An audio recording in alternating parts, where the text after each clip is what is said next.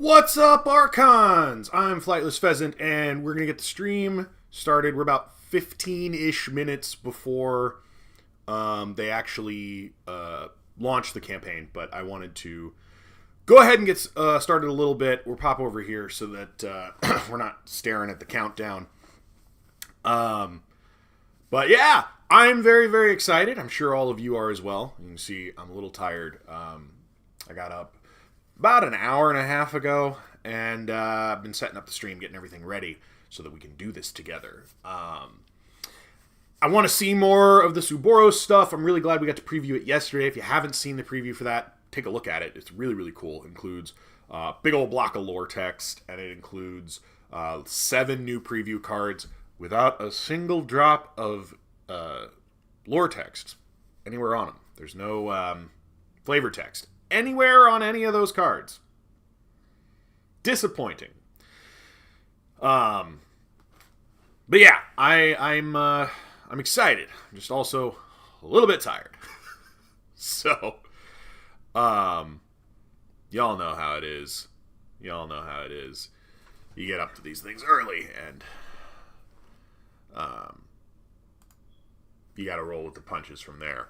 But we will absolutely try to get the Gamefound to load in real time. You can see we got 13-ish minutes. Last time I did one of these, there was a delay in the launch of the Gamefound. The timer ran out, but the page didn't refresh for another couple of minutes. Hopefully that won't happen again. Hopefully this time it'll just launch smoothly, and we'll be able to look at everything together and see what we think about everything, about all the things. Yeah. I'm sorry, guys. I'm tired. I'm trying to hide it, but I'm tired. So I'm looking forward to the rest of of the spoilers that are going to be coming out from all the other content creators. If you haven't seen Bad Penny Press's spoilers yet, you should take a look at those. Team GG also did some spoiling yesterday. I should take a look at those. I haven't done that yet.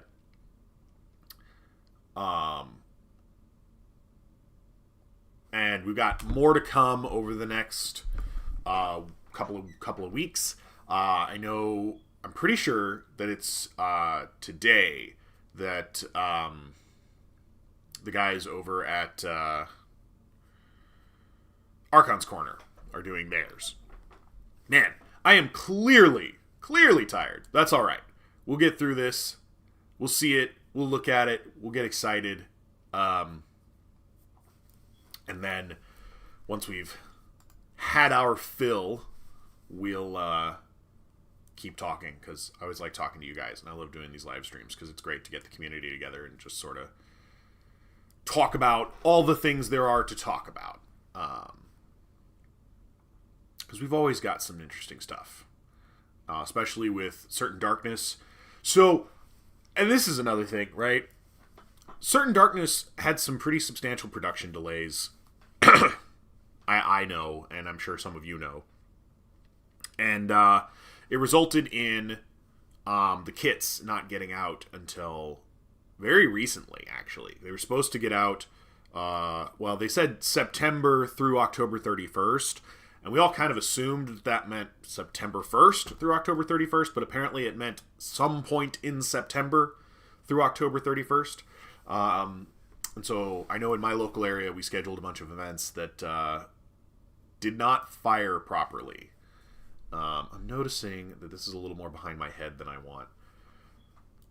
What's up, Ace of Keys? How you doing? It is excellent to see you. We are getting ready for this stream to kick off. I mean, we're kind of already kicking it off. And I was just kind of talking about how the Certain Darkness kits had a production delay and didn't really get out until like this week. I think earlier this week for most stores. Even though they said, it's going to be September through the end of October. And so it's interesting, and I'm wondering, I don't think they can this time, but last year when there was trouble distributing the Martian Civil War kits, particularly when there was trouble distributing them to the international stores, they extended the length of the event. They made it longer so that people could participate. I don't think they can do that this time. Yeah, that's what I'm saying, is they came in really kind of last second, because like if we're looking at it, we're only like a little less than 2 weeks away from the end of September, which means you have 6 weeks to do this event, which is not a lot of time, when you think about it, to run these events and collect these results. But this time, though, because we started so late in the year, I really don't think they have time to extend it like they did last year for the Martian Civil War event, because the announcement for the results is supposed to be like that first week in November. It's supposed to be at KFC. And so there's really not extra time to extend it, which is interesting, because it means that those stores that can manage to get an event in are probably only going to get one as opposed to two that they were gonna, or maybe they'll still get two, but it's going to be a lot more cramped. And so, like, with the stakes as high as they are for Certain Darkness, it's interesting to kind of realize that, like, there's going to be less input on that decision than we expected. Yeah, especially because, people do travel for KeyForge events. People travel several hours in some cases. I'm in Michigan, and we've got 4 major stores here. One in my area, one that's like an hour away, one that's like 2.5 hours away, and one that's almost 3. What's up, Baby Freed? How you doing? We're talking about the Certain Darkness event kit delays and how it's kind of going to affect the outcome of the Certain Darkness event. And how, the idea that we might not have a ton of time to do the events in, especially considering it, a lot of stores only got their kits this week to run the events, is probably going to have a bigger impact on the final results than you might expect. Oh yeah, very annoying. Yeah, it was. I'm glad that my store planned ours in early October. We had a couple of reasons why early October was just the better choice for us. But in my, I'm in a Michigan KeyForge Discord, and we talk about all this event stuff, and we keep in contact. And they were saying, like, I had 2 different stores in Michigan that had to cancel events because they just couldn't get the kits in time. Especially because we didn't really get a lot of warning that was going to be the case. Yeah. There's people pushing events back. There's people canceling events. We had a store that wanted to do 2 events. And I don't know if they're going to get to anymore. I mean, they're trying to figure out a way to still work a second one in there, but it's wild. And if you remember last year, the Martian Civil War, they had a similar-ish problem with the internationals, and they, like, extended the time period. But I don't think we can do that this year, because KFC is just right there after the end of October. After learning the event is tied to the new house in some way, I'm excited that they're happening in the same day for me. Oh, that's super cool, yeah. I was not expecting House Uboros to be tied to the Darkness. That was really, really interesting. I love it when they give me lore text, and it feels like every time I get new lore text, there's always something new and interesting I can kind of dig my teeth into. And I like the idea that House Uboros interacted with the Architects. That's super interesting. I want to know more about how they got sealed away and how the prophecy of their return works exactly. I also have a feeling that the Crucible is not the same place it was when they ruled it a long time ago. Because there's a lot of evidence in the various pieces of information that we have that the Crucible is, like, continuously growing. And it sounds like Uboros was last on the Crucible a very long time ago. And because it was such a long time ago, it was probably a much smaller place. And so, the idea that Uboros might come back and just take over the Crucible again doesn't seem super likely, because the Crucible is just so much bigger and probably wilder and more diverse than it was the last time they were here. Darkness reminds me of Darkness from Destiny. I never played Destiny. I know the bad guys in Destiny are called the Darkness, and I've seen some, like, pictures and stuff, but I've never played Destiny, so I don't actually know. I can't make that comparison myself, but I was talking with my roommate the other day, and he speculated, and I kind of like this, that indirectly, the darkness might actually be responsible for several of the more sort of evil-leaning things that we see on the Crucible. For instance, he speculated that the darkness might indirectly have caused the creation of the Amalgamator, and that the Amalgamator created House Geistoid, because Geistoid does have sort of that, ectoplasm Ichary kind of thing going on. He also speculated that remnants of the darkness might be the elder gods of the unfathomable, and that the elder gods they worship are actually just pieces of the darkness that never got cleared out of the Crucible the last time it was here. It's also possible that the darkness is the thing that the demons of Dis have learned about that has stripped them of their ability to communicate, as it's such a heinously dark secret that knowing it just prevents you from being able to talk about it.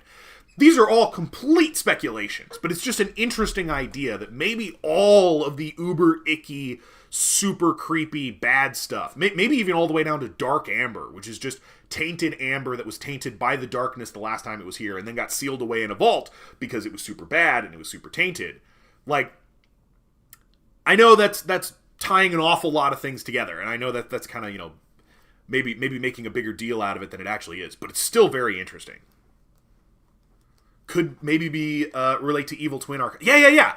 Like, I like that idea in that it's good for, like, theory fodder, and it's good for like digging into and kind of being like, oh, what about this? Oh, what about that? Because if the darkness is like the uber baddie, right, is like the actual evil that is the origin of all the dark and spooky things. Not all the dark and spooky things. Some things are just wild animals. Like, Untamed still has dark and spooky things. But, like, it's interesting. And I like interesting. I like talking about things that are interesting. I think I'm going to move me over to this other side so that I'm not on top of chat quite so much. Because it was driving me nuts. We got about 2 minutes left. So I'm going to... I'm not going to refresh yet, because last Gamefound, they didn't update right away when time ran out. So I'm hoping they will update right away when time runs out this time, because last time there was a little bit of a delay. But 2 minutes left, and then we're going to see what they've got in store for us. And as always, we'll talk our way through everything, and we'll look at all the different pieces. We're in no particular rush as we go through it, and then when we're all done, I'll put my pledge in, because, of course I will. I'm very excited for this campaign. It's going to be good. I do want to see what some of the stretch goals are. I'm really hopeful that there is an adventure, and they've just been kind of keeping it secret, but I don't know. Starting to get like Zelda, where you have a dozen different flavors of evil things and places, but they keep calling them something different and giving it different functions in history. Yeah! And on some levels that kind of makes sense, because if you think about it, the Crucible is just such a massive and diverse place. Even the local group is like the size of Africa. It's just really, really big. And so there being all of this history in this super old place that allows for different types of evil maybe kind of makes sense, when you think about it. But at the same time, yeah. Oh, yeah. No. I follow. I see what you're saying. Like, there is just all this different evil all doing different stuff. And it can be, like, a lot of different things. But that's still really cool, because, that's one of the things I like about the Crucible, is how just truly mind-bogglingly massive and diverse it is, and how Amber just changes everything. That changes the whole conversation about what is and is not possible. All right, 8 seconds. As soon as this timer runs out, I'm gonna refresh the page, and hopefully we will see. Check. Yeah, here we go. All right. Perfect. Ooh, even some new spoilers. that are not quite high enough resolution for me to read. Let's hope they're somewhere else. All right, let's start scrolling our way through this and see what we can see. I'm having a lot of room for speculation. Explaining everything bad as the devil did it feels too reductive. Fair enough. I get it. All right, let's go. Welcome to the campaign. Ghost Galaxy proudly presents the 5th KeyForge Gamefound Campaign, Draconian Measures. Dun, dun, dun, dun, dun, dun. All right. Dragons, legendary creatures who rule the skies, bringing fire and ruin down upon all who dare oppose them. Oh, it glitters! I just noticed oh, and his eye glitters too! I'm sorry. Okay. And there's like, the text is strobing. Sorry, they've animated some of these things sometimes, and I love it. Okay, the Crucible is an ever-changing landscape, filled with a myriad of strange and powerful beings, many of which resemble dragons. But, in the words of the great scion Nizak, the only true dragons are the Uboros. They're the Crucible's oldest sentient beings. Some even claim they were the original Archons. More than 300,000 millennia ago. 300,000 millennia. Holy cow! Oh my god! 300,000 millennia ago?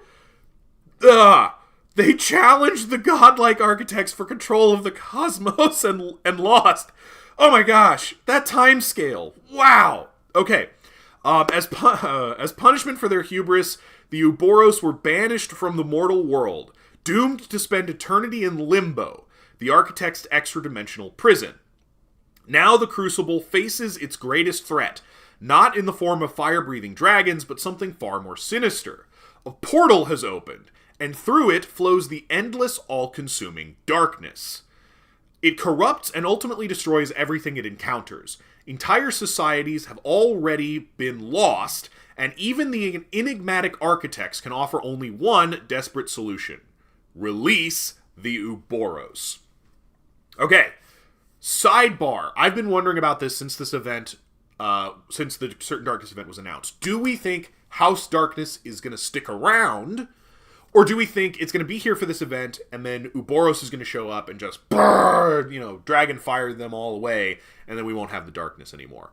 I originally thought they might stick around, but ever since I found out that the darkness kits in the Certain Darkness event are all the same, they're not different, they're not like procedurally generated, now I don't think so. Now I think pretty much the darkness is going to be around for the event, and they get removed. But what do we think? Maybe they're going to be a lingering enemy. Maybe we've got another bad guy faction. Okay, here we go. Let's keep going. Ghost Galaxy is proud to launch Draconian Measures, the 10th main release of KeyForge, where the Uboros return and the Crucible is forever changed. What's up, Dave? Welcome, welcome. We are making our way through this. We just went through the first bit where we found out that the Uboros challenged the architects for control of the cosmos 300,000 millennia ago, which is a time scale that hurts my brain, frankly. Frankly, I find that brainful. Okay. This landmark set celebrates KeyForge's latest innovations, spirited competition, and community passion. It's both the perfect entry point for new players and thrilling new chapter for longtime fans. Dave, I love the new lore. I'm so excited. They just said that that Uboros claims they were the first ever Archons, which is just I'm excited. I'm so excited. All right. There's more. There's always more. We're gonna go. Draconian Measures, the Scorched Earth strategy. From Slumber It Stirs, the 10th KeyForge release, alive with new powers and cards. House Uboros emerges, ancient Crucible dragons. The Uboros grow stronger as each match unfolds. We've seen that. Power counters. This is something that they implied was going to be in the set, but they didn't talk about during the set mechanic reveal that came with House Uboros yesterday.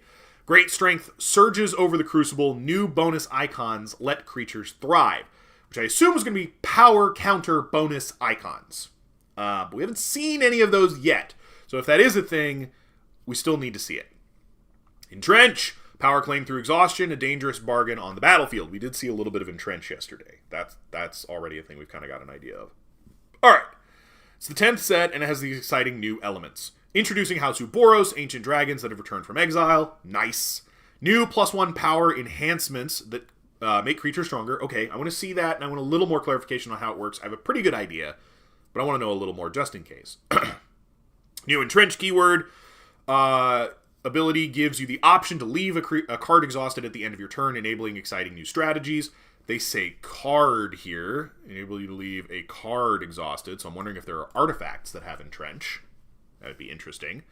And the new Overwhelm ability lets you press the advantage when you have more creatures in play than your opponent. I wonder if they changed this at some point in development, because the mechanic they show off was Overwhelmed, which triggers when you have fewer creatures than your opponent. I wonder if they switched it so that it was more of a comeback from behind instead of a win more mechanic. Because one of the things KeyForge has to be a little bit careful about is win more mechanics. Mechanics that reward you for being ahead. I wonder if that's a mistake that they just haven't updated and it's actually Overwhelmed, and it's when your opponent has more creatures than you. Because that's what they showed off yesterday. Also, nearly 150 new cards for Aquidon, Geistoid, Mars, Uboros, Shadows, Skyborn, and Unfathomable. 150 is a pretty good number, but of course we got to remember all of House Uboros is going to be new. I think we're still dealing with the smaller card pool. It's pretty much just the norm now. I've come to accept it, but it does mean any commons and uncommons have to be looked at double, triple, quadruple as closely, because they're going to show up in multiples a lot more often. Okay. Ancient wings darken the crucible. From slumber it stirs. House Uboros. God, look at that dragon. Look at that cyber armored electric lightning dragon awesomeness. From slumber it stirs. House Uboros are ancient dragons that dominated the crucible in eons past. You're telling me eons past. Wield draconic might. Harness the wild diversity of power only dragons can command. Yes, yes. Power unequaled. Oh, look at that two-headed dragon! Look at him! Ah! Are they friendly or do they fight? I want them to fight each other. I want them just... Sorry. Okay. Uboros thrive on conflict. The greater the trial, the stronger they rise. Yeah, now I really want them to fight each other. Now I want them to be like, I'm the best. No, you're the best. Oh, wait. Whatever. It's fine. Ah! I only woke up like 2 hours ago, guys. I'm doing my best. All right, to get your hands on it, consider backing one of the many excellent campaign pledges. Much better than some of the art we've seen previously. Yeah. There's a couple of arts for this set that I think look a little cartoony, and I'm not a huge fan of. But they're moving in a better direction overall with the art, especially I've noticed in this set. So that's good. KeyForge is an innovative 1v1 card game by Richard Garfield, creator of Magic the Gathering. Wield a one-of-a-kind 36-card deck with its own unique name and card back. Embody a powerful Archon, commanding creatures and artifacts from 3 houses. Collect Amber to craft vault keys. First forge 3 keys ascends to victory. Yeah! What the... Okay, that's got to be some kind of error on their side. They'll probably fix that. KeyForge is the innovative game designed by Richard Garfield, in which every deck is unique and playable right out of the pack. While new cards and mechanics are crafted and tested by the Ghost Galaxy design team, the final decks are procedurally generated by custom software within carefully designed parameters. Each deck receives its own distinctive name and avatar, and once opened/discovered, it can be scanned and registered to the Master Vault. Since its debut, KeyForge has enjoyed... I prefer Hildebrandt Smaug to How to Train Your Dragon. Yeah! Yep. And a lot of the art we've seen for them spans that spectrum. There are a couple that are much more How to Train Your Dragon, goofy, 3D, cartoony. But there are some that are much more like, oh my god, a terrifying grandeur of a mighty worm, you know.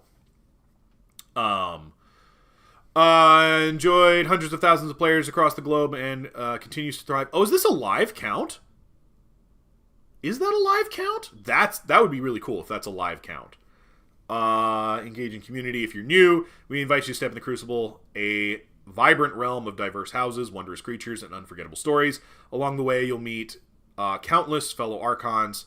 Makes the community special. Once you begin your journey, the new to KeyForge section below is the perfect place to start. Yep. House Uboros! Let's go! And it looks like there's new spoilers below too, so we're going to look at those. Okay. At last, the time of our glorious return has come. The darkness has been unleashed, and only the Ouroboros have the strength and will to stop it. Nizak the Forgotten. Nice. Give me that text. The Ouroboros, who claim to be the only true dragons, are an ancient society of powerful beings that dominated the Crucible hundreds of millions of years ago. They share a mysterious connection with the demigod-like Archons. Some theorize the Archons are simply a higher evolutionary state of the Ouroboros, an idea the Ouroboros eagerly embrace. Okay. Let's take a look at what we've got.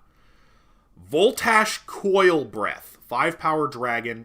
After Reap, use an enemy artifact as if it were yours. Put that artifact on the bottom of its owner's deck. That's neat artifact control. I like it. Printed it in uncommon. Fair enough. Gilded Burden. Oh, we've seen him before. Hi. Let's see. It's got an Amber Pip. It's an action. It's printed at a rare. Play for each of your opponent's forged keys. An enemy creature captures 2 from its own side. Okay. Yeah. That's not bad. And then Shadow Gloom Coil. This guy's at a common, so we're going to see quite a bit of him. 6-power dragon, treachery and versatile. After a friendly creature readies, deal 1 damage to each friendly creature. Oh, wow. What? That is so... We're going to be seeing multiples of this dude. That's mean. That's just mean. That's a board wipe. That's a one-sided board wipe on a stick. Wow. Thriving on conflict, the Ouroboros respect only power. Their pride and arrogance lead them to view all other creatures with disdain. I do not like treachery creatures too much. They've got their place. I've seen them do things that I think are good and acceptable, and I've seen them do things that I think are too much. This one's interesting. At a common, I'm a little worried about it, but I don't know. We'll see. It might not be too big a deal. The other thing you got to remember is getting rid of a creature, even one of the creatures on your own side of the board, isn't usually that hard. Although there is some questions about the timing of readying. Does everything ready all at once, or do things ready one at a time? I saw a huge debate about this by some of the higher-end rules KeyForge guys, and I don't think they came to a satisfying conclusion. So we'll have to see if they clarify how readying creatures works, because that'll impact how cards like Shadowtail Gloomcoil resolve. Okay. Their pride and arrogance lead them to view all other creatures with disdain, though they prefer dominance over outright destruction. They will never be satisfied until they control every aspect of the Crucible and shape the very fabric of reality to their will. Sounds like dragons to me. In the game, yeah, this is one of the ones. This is Cartu the Swift. This is one of the ones that looks a little too cartoony for my like. A little too How to Train Your Dragon-y. And not terrifying lizard enough. Like Shadow Gloomcoil looks great for that, but Cartu looks a little too cartoony. In the game, this relentless drive for control is represented by their mastery of the new Overwhelmed. Here we've got the ED, Overwhelmed, game mechanic. A player is overwhelmed if there are more enemy creatures in play than friendly ones. In addition, the Ouroboros go stronger as the game progresses, escalating their threat with every passing turn. I don't know if it is. I would have to look at They put out the preview card along with Prophetic Visions, and it had the artist on there. I did not look at who the artist was. I'll have to take a look at it. Because I have this preview card, so I can look at it, but I don't actually know. I'm sorry, I'm terrible about checking artists. I should do it more, but I'm bad about it. Alright, why back this campaign? By backing a pledge level in this campaign, you will champion the future of KeyForge, show your support, and help ensure more KeyForge sets continue to reach the Crucible. Gain early access, secure your decks from KeyForge Draconian Measures before they hit retail. Unlock great value, enjoy campaign-only pricing on new decks, and access exclusive KeyForge products. Share in the rewards, receive all stretch goal bonuses unlocked during the campaign. Personalize your game at higher pledge levels, claim unique personalized decks. Join the conversation. Engage directly with Ghost Galaxy, the proud publisher of KeyForge. Discover the Crucible. New to KeyForge, this campaign is the perfect entry point into a one-of-a-kind game world. It is! Join in our amazing game world. We love it. You'll love it too. We hope. I think so. We at Ghost Galaxy cannot be more proud of KeyForge's 10th set milestone. And we're thrilled to invite you to be part of it. Will you join us in unleashing the dragons? Ooh, look at the box art. I love purple. I've got a soft spot in my heart for purple. When Grim Reminders was purple, I liked it. Now Draconian Measures box is purple. I like that too. That just looks really good. I have nothing else to say besides it looks really good. Calling all retailers. Retailers ready to join the excitement. Click the image above to get the retailer exclusive product at a higher discount. Do tell your LGSs. I'll be telling mine. Retailer pledges are good. All right, let's see what we've got for pledge tiers. So we've got, they went over the pledge tiers already, so I'm not going to dive into them too much, but we've got the Reaper of Amber. You can see it's 12 decks plus 2 of the Dragon Scale borders with a named deck and a full art deck, which is not bad. That's 9, 10 decks. No, not 10. 16. 50, 60, 12, 14, 15, 16. Yeah. Including the full art deck. And there might be more full art decks in there because the full art decks are just a thing. Some decks are just going to be full art, which is really cool. This one will get you just the add-ons. They had that last time. This one is a 2-player starter set and 2 decks, which is the lowest entry point. Seeker of Decks gets you 6 decks. And then Breaker of Chains, which is the level I normally go for and probably still will, is more than it used to be. I actually want to double check this one because they increased the number of decks. 48 decks. Yeah, that's more. That's 4 boxes as opposed to the 3 it used to be. Personalized deck, full art deck, 3 of the Dragon Scale decks, and access to all the stretch goals. Which, yeah, that's the one I'm probably going to go for. It's the one I went for last time. It's probably the one I'm going to go for this time. Here's Turner of Keys. This one gets you a full foil deck, which I assume is a full art foil deck, but they still haven't really clarified that. Let's see if they clarify it here. Full foil Archon deck. Terrifying Sights, Dragons, blah, blah, blah. Foil treatment. This deck's foil treatment applies to all the cards in the deck, especially made for each order. Okay, so it doesn't actually say... But there is an add-on for a full foil deck. $50, though. Whew. Yeah, no thanks. I was going to go Breaker, but they dropped it to only 1 personalized deck. I get that. I do. I'm a little disappointed by it, too. I'm still going to go Breaker because I want the extra decks because I am not a deck merchant. I provide decks to people who have a hard time getting access to them all the time, and so it's good to have extras. So I'm still going to do it. But yeah, only 1 personalized deck is a bit of a bummer. I kind of sort of get it. They said there was some logistical issues on their side, and I believe that that's entirely possible. Architect of the Crucible, 3 full foil decks, 12 full art decks, more boxes of KeyForge than you could possibly know what to do with, an entire box of the Dragon Scale decks, and then at the premium, you get the self-insert card. Fair enough. Stretch goals! Alright, so they're only going to show us the first 2 stretch goals, but the funding is already past the we've done it for funding. First one's going to tell us the next set, which might actually happen before we wrap up stream, and if it does, we'll take a look at it. And the second one will get a Draconian Measures deck with a guaranteed Gigantic in it. Ooh, look at Bug Boy. That's interesting. I bet that's a Quiden. I bet that's one of their synth sects. Okay, no stretch goals unlocked yet, but there's still time. Do we know if the full art full decks are full foil decks? No, we don't. I was just double checking that. If the full foil decks are also full art. We don't know. Looks like you can get one as an add-on for $50, which is steep. You can get a normal deck for the normal 15. You can get a full art deck for 25. Fair enough. Looks like Prophetic Visions and Amber Skies are still available. You can get the special Dragon Scale border for $20. Unchained is down to 5. Menagerie is down to 8. Whew. Yeah, if you want Unchained and Menagerie, this is the time to get it. Crucible Clash is available at 15 a deck.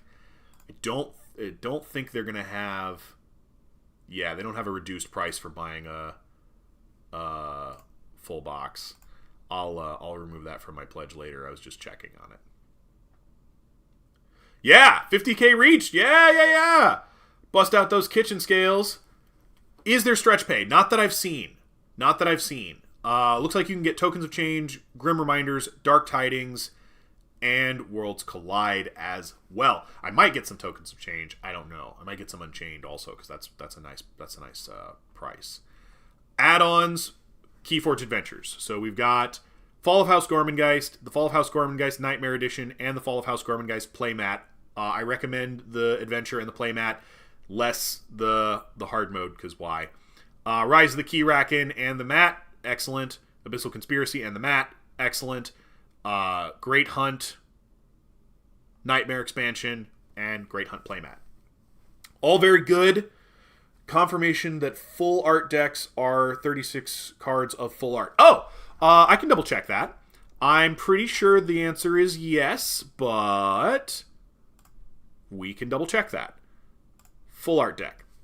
A full art deck sees the artwork for KeyForge cards go beyond the standard frames. See the art in all its glory while you race to forge keys and unlock vaults. Not as clear as I'd like it to be, but I think the answer to your question, Dave, is yes. They're all the cards are going to be full art. But not as clear there as it could have been. All right, let's check out the other add-ons. So we've got the Super Key again. We've got the Metal Amber, still way too expensive. The House Uboros token, neat, but I don't want the token, I want the pin. Other Metal House tokens, the Foresight token, the large premium keys, Draconian Measures collector set. Okay, so the collector set is not part of any of the pledge tiers, but you can still get one if you want one. There's Prophetic Visions, Amber Skies, Grim Reminders, and Winds of Exchange. How do I get the Uboros pin, guys? I need the Uboros pin. I have the whole pin collection. Will I be able to get this swag, such as metal tokens, at KFC? Almost definitely, yes. I don't know about the Uboros token, but most of this should be available at KFC, either to buy outright or as prizing. Last year they did prize tickets, and you could cash in the prize tickets to get things of this nature. I would imagine most of this will be available at KFC, yes. Maybe not all of it, though. So, you gotta keep an eye out. Hey, there we go! Here's the deck storage boxes. I like the deck storage boxes. They're really neat. I might get some this time around. I'm not 100% sold, but it's possible. And here is what I wanted. The House Uboros pin. Da-ta-ta-ta! We're adding that to the pledge right now, because I definitely want it. Alright, so that for sure we're going to get. And it looks like they got the other house pins available too. Oh, the other house pins are $3 a piece if you get them through here. If you don't have the pins and you want them, $3 a piece is an excellent price because they're normally $8. Hey, Sloppy Lab Work! Yeah, absolutely. Happy to do it. Happy to do it. No problem. Yeah. The house pins are super cheap. Get them if you want them. The deck boxes are a pretty good price. They're neat. I probably will go ahead and grab a set of 12 of the Draconian Measures ones. Because they're cool, actually. It's a really cool thing. There's the Flumph. That's a great price.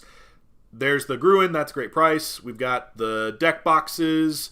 Winds of Exchange token creature set. Meh. Other add-ons. Draconian Measures extra wide playmats. So if you want a playmat, you can still get one. It's $25 for the playmat. I think I'm going to pass. But let's take a look at what art they've got, though, because that's always fun. What are the arts? So this must be Chromatic Guardian. This is the Aquiden guy. I'm guessing he's a gargantuan just based on his size.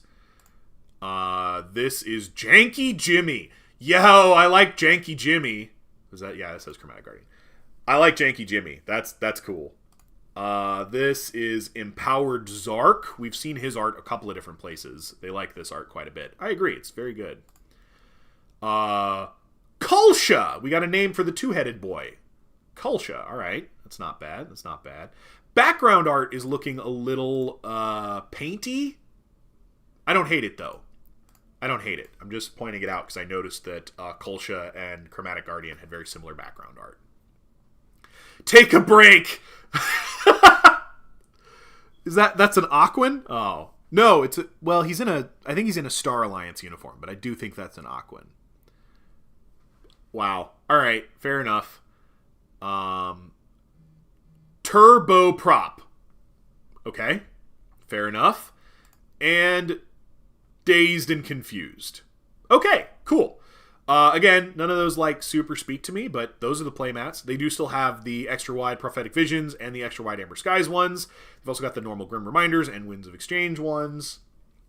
And you can get a 2-player starter set. So that's all the add-ons and all the pledge tiers. We went over most of the pledge tiers before. Those are familiar, and we don't really have to spend time on them. But yeah, okay. So they've got the estimated shipping breakdown based on where you're located. New custom art mat creator has gotten a lot of good art. Yeah, they keep putting new art up there. I think it's really cool. Shadows with Skyborn here comes some stealthy decks. Yes! Oh, that's right. Shadows and Skyborn are in this set. Hang on. Which one was the... Turboprop was the Skyborn one. Okay. Got it. Okay, because I thought that was Logos, because it's like one of the Logos robots. Okay, that's Skyborn. Yeah, we're going to get some interesting decks, I think. I believe this is still the only way to get extra wide. I don't think the custom mat creator has that option. I haven't looked at it in that much detail recently. We got another one of these texts that's hard to read. But yeah, I don't know if it comes in extra wide or not. I know they've been great about adding more art from more cards. So if you want a specific card art on a mat and you want some extra stuff to go on it as well, yeah, their custom mat creator is super good for that. If you want anything a little bit more dynamic, like I wanted to get something that had the custom art that I used for my creator card at last year's KFC, that won't work because you can't upload art, so you still have to find a third-party thing to do that. But yeah, they're very good and responsive about adding any art that they can find. Remember, of course, that Dark Tidings art is going to be a little tricky because a lot of the Dark Tidings stuff just doesn't exist or is really hard for them to get their hands on. Shipping cost estimates. So we got a shipping cost breakdown. I'm not going to go through it in great detail, but feel free to take a look. Yeah. So if you want a Dark Tiding art, that might be tricky. And if you want anything actually custom, that it's not set up to do that either. So there are limitations, but it is really good. I'm glad that they designed it and put it together, because it's very good. Okay, so here's shipping estimates. Feel free to browse at your leisure. But we do want to double check a few things. So Far East in this case is Japan, Taiwan, Malaysia, Vietnam, South Korea, Singapore, Thailand, Indonesia, and the Philippines. So that's what that applies to. If your country is not among the listed above, check their FAQ. This is an estimate. Prices may vary. Yeah, we know prices are wildly dynamic right now, so this is just a guess. Campaign pledges or add-on items do not include the cost of any taxes that you'll have to pay. Yup. Shipping in the U.S. is handled by Ghost Galaxy directly, but otherwise they use shipping partners, and there can be delays there. They want to have it delivered to backers by early 2026. My guess would be that would mean somewhere between March and May. Probably leaning more towards May. Depending on how long the campaign runs and things. Although they do make it seem like they're more done with Draconian Measures than they have been with previous sets when they've hit Gamefound. So I don't know, maybe that's off base. Fulfillment will take place in waves. Asia gets theirs first. It's 2 to 8 weeks longer to get there. Europe goes second, then Australia, then Canada, and finally US backers. And yeah, that's how they've always done it. Seems like a good idea. It means people get it close-ish to the same time. Sometimes US backers still get theirs earlier, and sometimes Asia backers still get theirs later, but you do your best to try to make it as even as you can. There might be some import costs. State sales tax will be charged on delivery for US, Canada. No taxes or duties will be collected by the pledge manager. However, shipments may be subject to local duties, taxes, and fees. It would be interesting to see if Draconian Measures is available for the first 2026 Vault Tour. Maybe. Based on that timeline, it could be. Draconian Measures funded in 20 minutes and 3 seconds. Third fastest of the 5 campaigns. Yeah, I'm not surprised. They did some restructuring to how this works, and I think it was good. And I think it's going to end up being really, really good.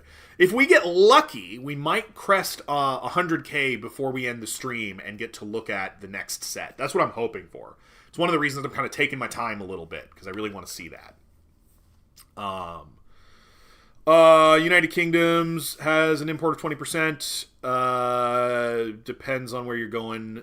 Norway, Switzerland, China, Hong Kong, 13%. So yeah, there's some tariffs, there's some duties, there's some things you'll have to do. The Gamefound campaign will be produced in English only. Additional languages will be made available through publishing partners as part of the commercial retail release following sometime after the campaign. Okay, so Grim Reminders and Amber Skies were quick, and Winds of Exchange and Prophetic Visions was lower. Okay. Anyone else having issues logging into the Gamefound? That happens every time they do one of these. There's always a little bit of a hiccup for some people. I don't know what to tell you except try rebooting your browser, try reloading the page, and if that doesn't work, you might have to do a full system reset on your computer and go back in. I'm not techie enough to know what the exact problem is. Campaign communication and support. Ghost Galaxy team will make every effort to read all comments on Gamefound pledge pages and within campaign updates. While we cannot provide direct replies or clarification to all the comment sections, we will ensure that important questions and concerns are addressed through updates to the campaign FAQ, official campaign update articles, and direct responses via support web form at keyforging.com. New to KeyForge? I hope so. Gosh, I hope so. It's always great to see all the old hats and all the old faces, but new players, man. Vitality. We need it. New to KeyForge, wondering what it's all about, how it plays, what Amber is, and why it's so unique. Video below gives you a clear and exciting explanation. KeyForge game overview by Ghost Galaxy. The quest for Amber awaits. In KeyForge, 2 players become mighty Archons, each commanding a unique deck in the struggle for victory. The goal is simple. Be the first to forge 3 keys. To forge a key, a player must collect 6 Amber, and at the start of their turn, spend it to unlock one of their keys. Amber can be gained in many ways, reaping with your creatures, stealing it from your opponent, or using the powerful abilities of cards in your deck. At the same time, you'll need to disrupt your rivals' plans or outpace them to forge. Yet, KeyForge is more than just racing for Amber. Each turn, you'll face a pivotal choice: which of your 3 houses to activate. That decision shapes every action you take, from which cards you could play to which creatures you command. Mastering these choices is the path to victory. And there's a how to play video that they've used before. Once you've mastered the core 2-player competitive game, you can expand your experience with KeyForge Adventures, a cooperative mode where 1 to 3 players bring their own KeyForge decks to face thrilling, story-driven challenges. You'll find more details about Adventures in the section below. And there's even more. Alright, so KeyForge Adventures, they've got a how-to on that. I love the Adventures, guys. I really, really do. Rise of the Key Rack and Abyssal Conspiracy, Fall of House Gormengeist, and The Great Hunt. All really good. I was super hoping there'd be a new one for Draconian Measures. It's looking like maybe not.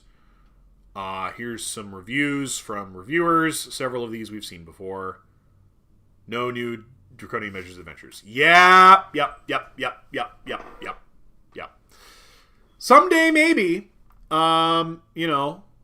There's the refunds and cancellation, risks and challenges. Okay, then we get down to the bottom. So on the subject, let's scroll up and see where we're at on this. Okay, so we're getting kind of close on the stretch goal.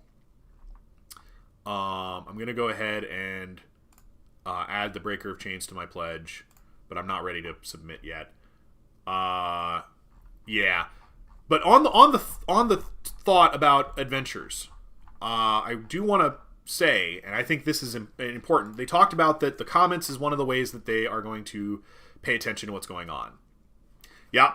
No new KeyForge adventures. Big sad. I agree. Go into the comments section. Add comments. Give responses. And if you pop over and you look at the most popular comment, here it is. The most popular comment. I really hope they make another adventure pack. Like, why do they not sell the Vault Assault pack here? I don't know. This would be a pretty good place for it, actually. Maybe that's a thing worth mentioning in the comment section too. Go to the comments and be like, hey, why is Vault Assault not an add-on? Bummed they dropped it to one personalized deck. I used to get one for each of my kids. Yes! Yes! I also am bummed that they dropped the extra decks. I guess it's fine, but I am disappointed. No side set? Well, what you gotta remember is the side set is usually a stretch goal. So they won't have told us about it yet. It's probably going to be this stretch goal, if I had to guess. So you got to remember that the side set is not normally revealed right when the campaign launches. It's revealed as usually the third of the stretch goals.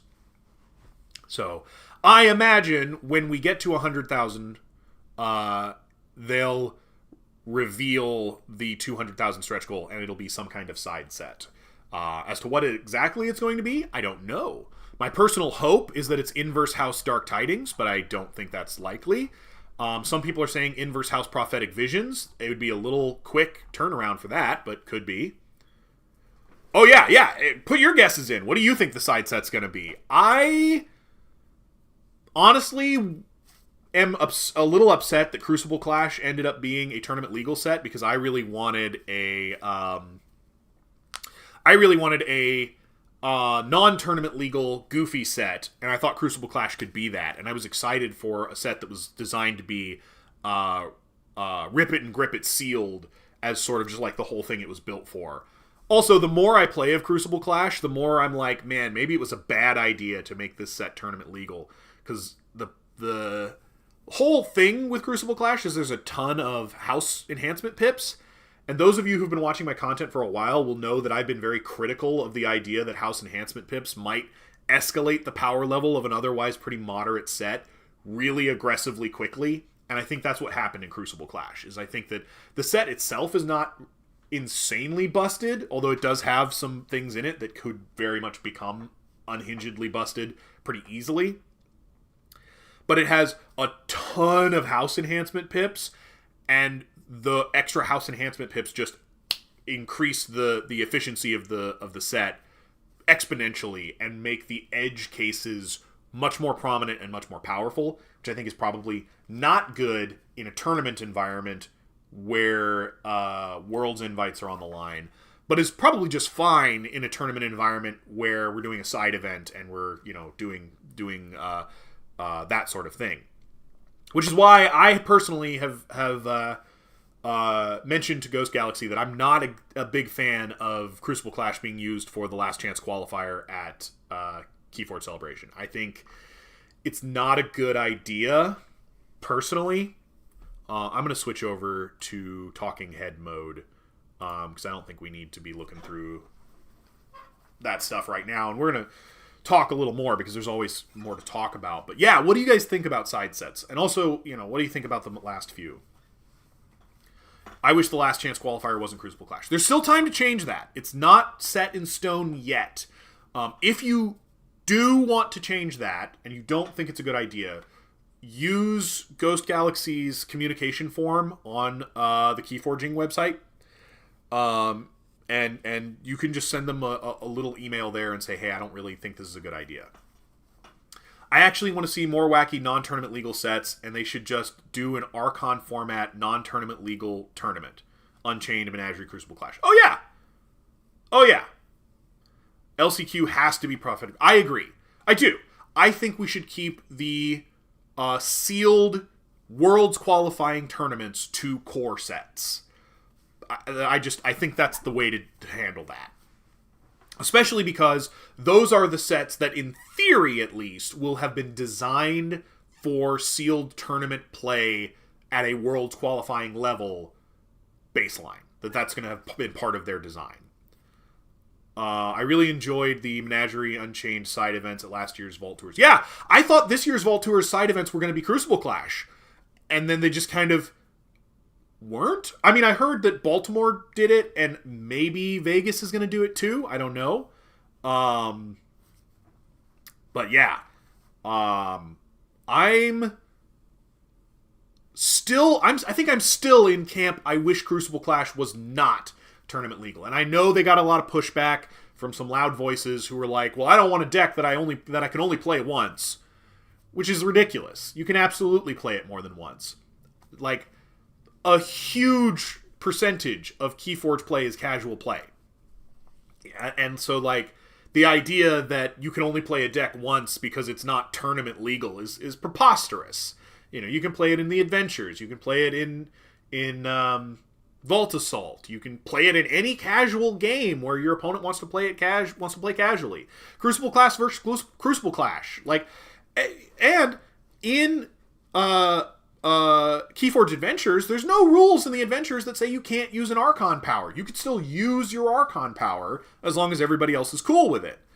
You know, these decks had a lot of use and a lot of potential, and I think that the tournament-heavy crowd made a really loud stink and convinced Ghost Galaxy to make a decision that I think ultimately is going to turn out to have probably not been the healthiest decision overall. But on the other hand, Ghost Galaxy really wants to sell decks.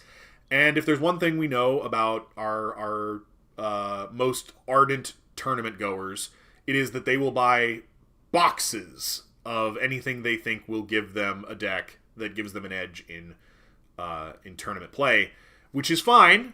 No judgment. I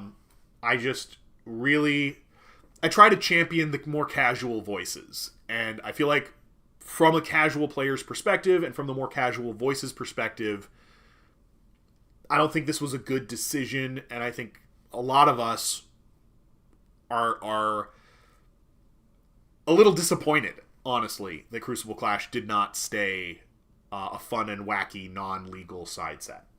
But maybe I'm wrong. Maybe it's just me, you know? Why are they still limiting the number of Crucible Clash decks? I wonder if they didn't print a lot of it. Yeah, it seems like that's got to be part of it.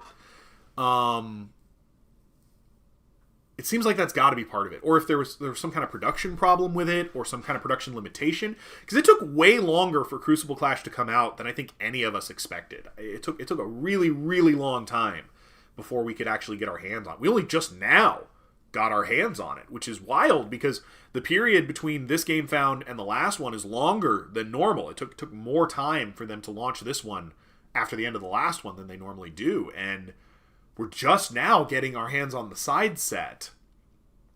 But it's interesting to think that, because like they sent out decks with the pledges for Prophetic Visions, so there's obviously been some of it around. I don't know what happened with Crucible Clash. There's some kind of backstory there that I'm just not clued in on, so I can't speak to. But feels like there's got to be something, right?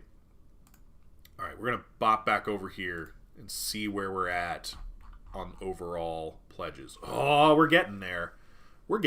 I have a feeling we'll get to 100,000 in a reasonable enough time frame. I guess the other thing I could check is if all of the self-inserts have already been claimed.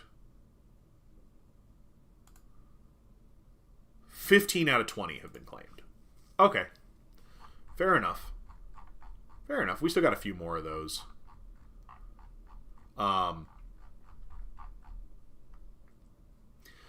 Okay, the other thing I guess I could do is I could try to read the preview cards they show on here. They are selling full boxes on the Ghost Galaxy site, so maybe it's just a mistake on the Gamefound. Yeah, they do have the full boxes on the site.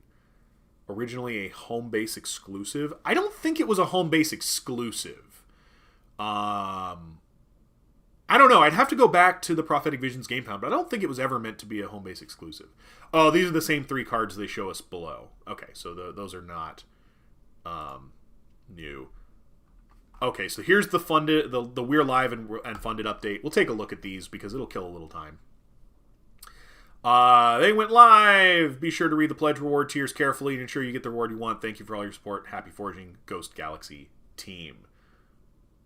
More mutation. Yeah, more mutation was. No, more mutation was absolutely. They had a very limited print run on that. But I don't think Crucible Clash was, from what I remember. Alright, so there's the Go Live update.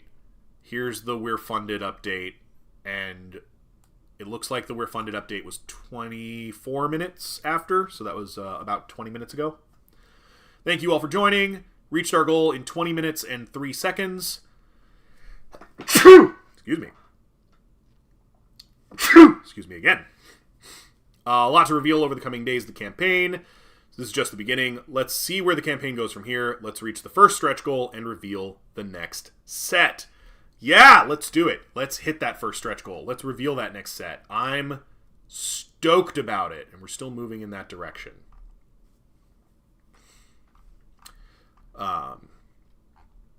If it comes down to the point where my pledge is the thing holding us back from getting there, I'll put you guys on the stream waiting page, and I'll go ahead and just process my pledge so that we can get there. I think enough people are vocally against the tide mechanic, so I don't see that coming back without some overhaul, but maybe they'll bring back Evil Twins. As a new player, I wonder why I almost never hear about adventure sets.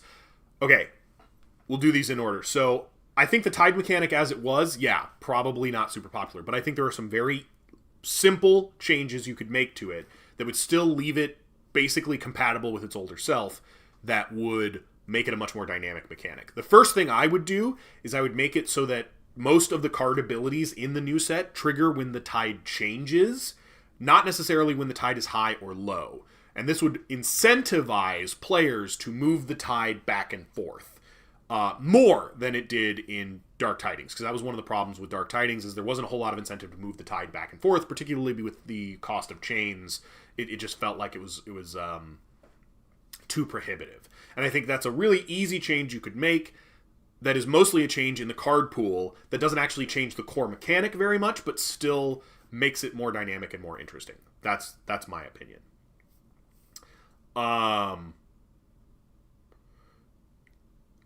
As for why you don't hear much about the adventures, there's a couple of reasons for that, but the biggest reason is it's just for casual players, and casual players are not as vocal typically as our more competitive companions, and so there's less discussion about the adventures, and there's less sort of buzz around them, which is a bummer because they are a lot of fun and they're a great concept that I definitely want to see more of. But the predominant voices in the KeyForge community tend to be more competitive voices. And the more competitive voices don't have as much interest in these side products that don't result in tournament wins or give you access to more decks. And that's a real shame, because I think it's an important part of the conversation, which is why people like me, who try to be more invested in the casual side of the community, do try to talk about how much we like the adventures and how excited we are for them. 10 months between Woe and Grim Reminders, 6 months between Grim Reminders and Amber Skies, 7 months between Amber Skies and Prophetic Visions, 10 months between Prophetic Visions and Draconian Measures. Between Gamefound launch dates, 13 months between Woe and Grim Reminders. Yeah. Woe and GR had a pretty long gap. But then it was like 6 months, 7 months, it was basically pretty consistent there. And then they waited quite a lot longer for Draconian Measures. If we could get the adventures on TCO. So, okay, TCO is fan-made. And if you want the adventures on TCO, you need to go to their Discord or somewhere else where you can talk to the guys who make that directly. And you got to tell them, hey, I want the adventures on TCO. I don't think it would be beyond their capability to set them up. In fact, I think it wouldn't be all that difficult. But that's the thing you'd have to ask them for, because that TCO is a fan-run website. It's a fan project, so you have to talk to the fans who run that, if that's something you want. But that's an excellent idea. I really, really like that idea. I will probably reach out to them and talk to them about that, because I've not talked to them about that, and that actually is a really great idea that I think, kudos. Well done, Beck. We appreciate you being on the ball about that, because I think that would really expand the interest in the KeyForge adventures if people could play them online. Having a way to play the adventures online would get a lot more people to try it. Absolutely, yes. And the adventures are fun. They're so much fun. A few of the old adventures were on Tabletop Simulator. Yeah, I think it was both of the Dark Tidings ones. I think it was Rise of the Keyraken and Abyssal Conspiracy. I really like the adventures. My favorite is The Great Hunt. Abyssal Conspiracy is probably Abyssal Conspiracy or Rise of the Keyraken a second. It's a little hard to fully pin down between those two, because there's things I like about each one. And Fall of House Gormengeist is my least favorite, but the reason Fall of House Gormengeist is my least favorite is because it is so difficult. I have beaten Fall of House Gormengeist twice, and both times I cheated. One time I knew I was cheating, but I didn't care because I wanted to win that badly. And the other time I just completely forgot that the thing I was doing shouldn't have worked. And Fall of House Gormengeist is just a monster. I actually think the Ghost Galaxy needs to go digital first if they want to reach a greater community of players. I'd love for them to do a Gamefound for an official client. So, I can agree in concept. The trouble, of course, is that they have very, very, very, very limited resources, particularly when it comes to manpower. So they would have to outsource it to somebody else. But even if they outsourced it, somebody would have to keep an eye on the project and oversee it and make sure that it develops properly the way they want it to. And that would probably have to be Jeremy. And Jeremy is stretched so thin right now. He is responsible for so many things. Love you, Jeremy. Thank you so much for everything that you do. But I don't think that's a thing they can really do right now. But I agree that it would definitely increase their reach and would give them a lot more accessibility and possibly a lot more interest in the game overall. Which is why the TCO guys are so incredible and why we appreciate them so much, and why the Decks of KeyForge guys are so incredible and we appreciate them so much. The fan and community-made resources for this game really keep it together, you know. Totally agree. I just fear with the declining Gamefound support, it's really the only viable long-term solution for keeping the game alive.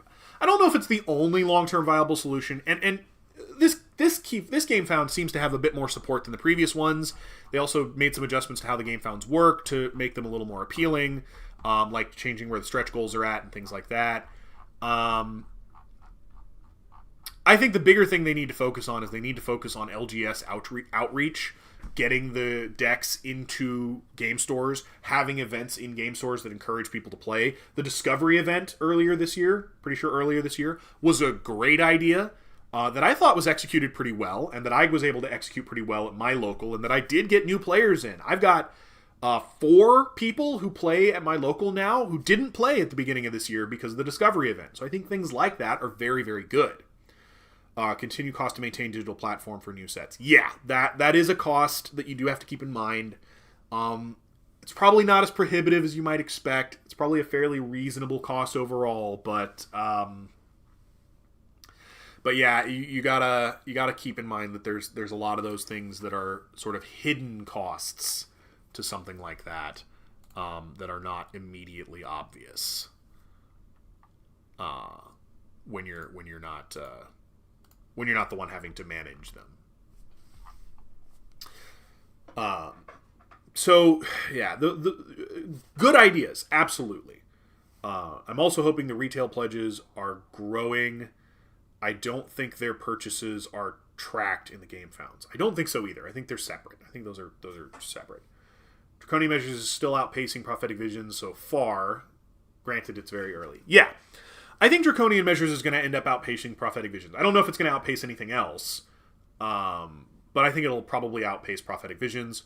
Because the set is really interesting. The lore is really interesting. Although way too sparse for my taste. I don't think they've showed off a single card so far that had flavor text. Like, these 3 don't have any flavor text. The 7 they gave us yesterday don't have any flavor text. The 2 they gave us a while ago in this update don't have any flavor text. I'm pretty sure the 2 that Bad Penny Press spoiled don't have any flavor text. Like, where did all the flavor text go? Did it get up off of the card and walk away? What happened? They really should have at least one retail targeted OP per quarter. I would say 2 a year, so 1 every other quarter. Just because production is still an issue that they have a lot of trouble with, and you know, we saw that with the Certain Darkness event kits getting delayed, and we've seen it with sets coming out at wonky times. They have limited resources, but yeah, I think two a year is a pretty good goal for new player focused store level OP events. I don't see anything too interesting on this new set, whereas Prophetic Visions had Prophecies, which were a game changer. So, it doesn't have any game changers, sure, but both the Overwhelmed and Entrenched mechanics are designed to help you come back from behind, or give you the opportunity to use being behind as a way to win, which I think is a really good mechanic. +1 power counters have been, as a enhancement, have been asked for a little while, and Uboros is just an incredibly cool house. Because one of the things you got to remember about Prophetic Visions is it didn't have a new house exactly. It had Redemption, which people were interested to see more of, but I don't know if it had the same hype as Dragons coming back, you know? Oh yeah, LGS would be ideal. It's just a question of having enough local players for there to be worth it for the LGS. My LGS dropped KeyForge years ago, so I haven't played in person since AOA. A lot of that is persistence, is being there and playing there and showing them that you show up to play.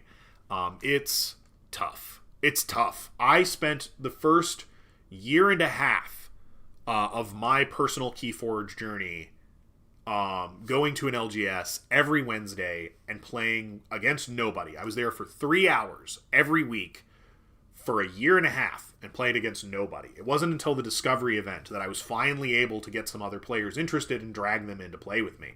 And I know that sounds like a huge commitment, and I'm not expecting everybody to do that. I'm just saying building communities is a huge commitment, and it takes a lot of work.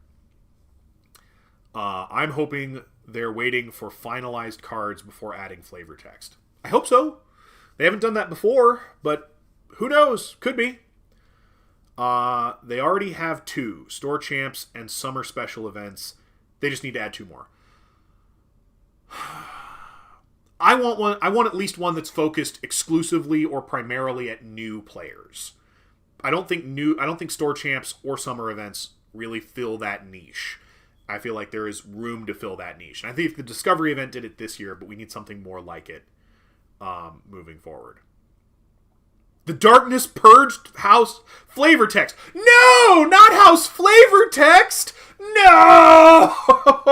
How will I ever get by? This game has so little lore sources already. What am I going to do? All of my videos will wither. I'll never again be able to do a lore video.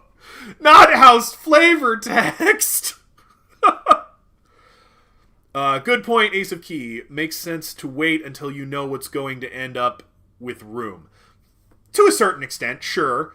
But they haven't done that in the past, so I'm not expecting it now. But still, optimism abounds. Lol, I bet the reason they don't give you a spoiler is because they don't want to hear about the lack of flavor text. Maybe. Maybe the reason they're not giving me any spoilers is they're like, we don't have any flavor text, so I guess we're not going to give the flavor text guy any spoilers, because we don't want to hear him moan about how there's no flavor text. Rude! Just put flavor text on it. I don't care. How am I going to know? Oh, man. Don't underestimate dragons in the TCG fandom. Oh, absolutely. TCG players are nuts for dragons.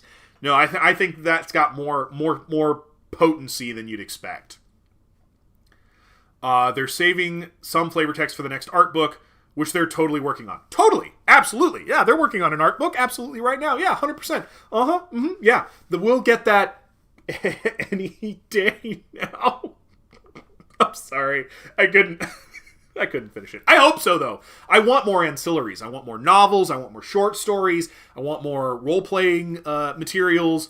And yeah, I want another art book, because the art book is fantastic. If you haven't seen it, get it. It was produced by Dark Horse. It's really, really great. Theme is what I think this game lacks the most, and the reason I was never interested. Theme.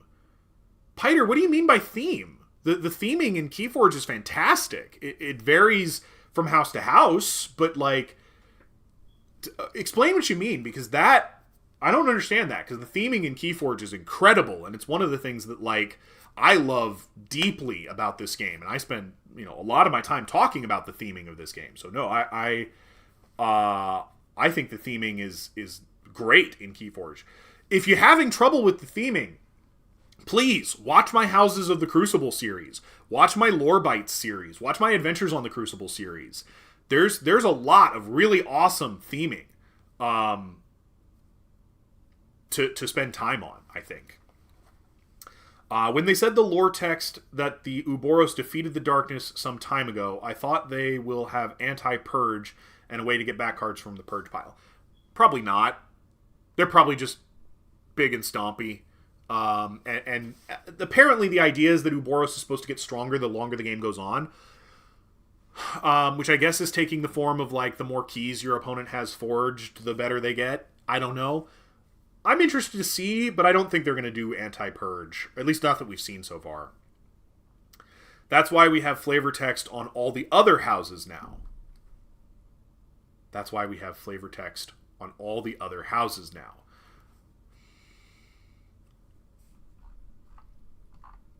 Last time, okay, I think what you're referencing is how in Prophetic Visions, a lot of the redemption cards had flavor text, and nobody else did. And I complained that I noticed that the flavor text was sparse everywhere else. And I think what you're saying is now they've taken it all off of the new house and put it everywhere else. Stop it! Stop it! Stop it! Put flavor text everywhere, on all the cards. If they came out with a set that was oops all flavor text, that should be the next tournament non-legal set. It should be oops all flavor text. It's like Unchained, except the only cards that are available are cards with flavor text, and they can come from any house. I would buy oops all flavor text. I would buy a case of oops all flavor text. Okay? Ugh. The bar for flavor text is pretty low recently anyhow, so just give us something. Yeah, they've been a little lackluster, but I don't know, there's still some good references and some good bits, some good tete-a-tetes. I think they're still trying, I can tell, and I appreciate that. Thank you, Ghost Galaxy, for doing your best. Do more? I don't know. Everybody has areas that they would really appreciate if you put more effort into, and I would really appreciate if you put more effort into the lore and flavor text, and I can tell that you did in terms of Ouroboros' lore. Good. Thank you. I appreciate it. But more. Give me more. I don't know. That's my note. More. Maybe as a new player joining at Ghost Galaxy, I haven't come much in touch with the theme. Yeah. Yeah, definitely. Watch my Houses of the Crucible series. Watch my Lore Bites. Watch my Lore Bites series. The theming for KeyForge is diverse. It is very different. Like each house has its own theming, and each set has its own theming, and it's very, very broad. But in some ways, that's what's magical about KeyForge, is you can do almost anything in this setting and in this world, and you can do it without having to fundamentally change or break the world, because it's just designed to be able to do that, which I think is incredible. I think that's super, super cool, and it's done so elegantly that I have mad respect for the way they did that. absolutely watch my Houses of the Crucible, watch my lore bites. I know I'm pumping my own videos in one of my videos, but like seriously, the lore is great. Maybe they need to add more people in the writing department to flesh out the lore even more. Fucking dibs, I'll do it. You twisted my arm. Ah, you twisted my arm. All right, sure. I'll work for Ghost Galaxy, writing lore and keeping track of art consistency and making sure that Getrukia have the right number and type of arms. Okay, if I have to, I guess. Oh, man. And I guess the other thing that person would probably want to do is coordinate with exterior authors to get art books, short stories, novels, campaign settings, things like that, ancillaries. I want to hear more stories in between the sets, like how Comm Officer Kirby died. Oh, there's plenty of room to do between the sets stories. And in some ways, that's what the adventures kind of were, and why I sort of miss the adventures, because they're kind of that in some places they sort of worked as the between the set stories. Like Fall of House Gormengeist is canonically the origin story of House Geistoid, which is awesome. That's such a cool tie-in, and it's so interesting. And yeah, I think there's absolutely room for something like that, but you need some dedicated effort being put into it. And I think right now they're trying. I think they are. But it's a small team, and they've got a lot on their plate, and you know, you can't expect them to drop everything and just do the things the way we want them to. The world building was set up years ago, so new people have to dig for basic lore, even to find the tips of the iceberg. That's true. That is true. Because one thing they have not done yet that I think would be good is if we scroll down here and we go to where they talk about, hey, you're a new player. Here's things for new players. They've got the game overview and they've got the how to play, but they don't have a welcome to the Crucible type video. And I think there's room for one. And that would be just a jumping off point for, you know, here's all of the lore of the Crucible. The other thing is we don't really have, we have a KeyForge wiki, but the lore section is very sparse. I tried to help with that, but I'm terrible at wikis. I have no coding experience whatsoever. None. Not even a little. And page designing was not a strong suit of mine, and so I tried to help Arcana build up their lore section at one point, but I was bad at it. And I wish there was somebody who cared about the lore of this game and had some experience with wiki designing, who could help flesh that out so that we could have a wiki for the lore, because that's what a lot of people do nowadays when they're looking for the lore of something, is they go find the wiki and they read up on the wiki, but there isn't one, and that causes some problems, because it means you have to be like me, where you read all of the lore text, and you read all of the house introductions, and you read all of the flavor text on all of the cards, and you know, just dig to try to find all this stuff. And that's why I one of the reasons I do my channel is to try to bring all that stuff together so that it's easier to find, or at the very least easier to find a synthesized version of it, so that you don't have to do all that digging yourself. But yeah, it's tough, because it's been a while since they've put that front and center. I just really want a zombie theme. Something simple, like House Undead. But maybe them sentient, where the reason they want brains is to become smarter and absorb more knowledge. Geistoid is basically undead junk. I agree. Geistoid is already kind of filling the undead role. I see what you mean, though, and I think there's room for something like that. Especially if you lean into, like, gothic horror. Like, if you really lean into, like, Van Helsing and Dracula type gothic horror vibes. Because we don't really have a gothic horror house right now. So there's space in the game for it, for sure. They just haven't really gotten there. Maybe I'll start doing streams where I just read through the RPG book. There's so much good stuff in the RPG book. There's so much good stuff in the RPG book. I love it. I do. It is one of my favorite resources, and I like how much it fills out the world. If you don't have it, you should try to get it. It's not terribly expensive because it's been out of print for a little while, but it's not that hard to get because demand's not super high. But yeah, I love the RPG book. I'd highly recommend it, yes. True, but I just like the zombies, so something where the other houses get infected would be cool. Something like an infection counter, maybe?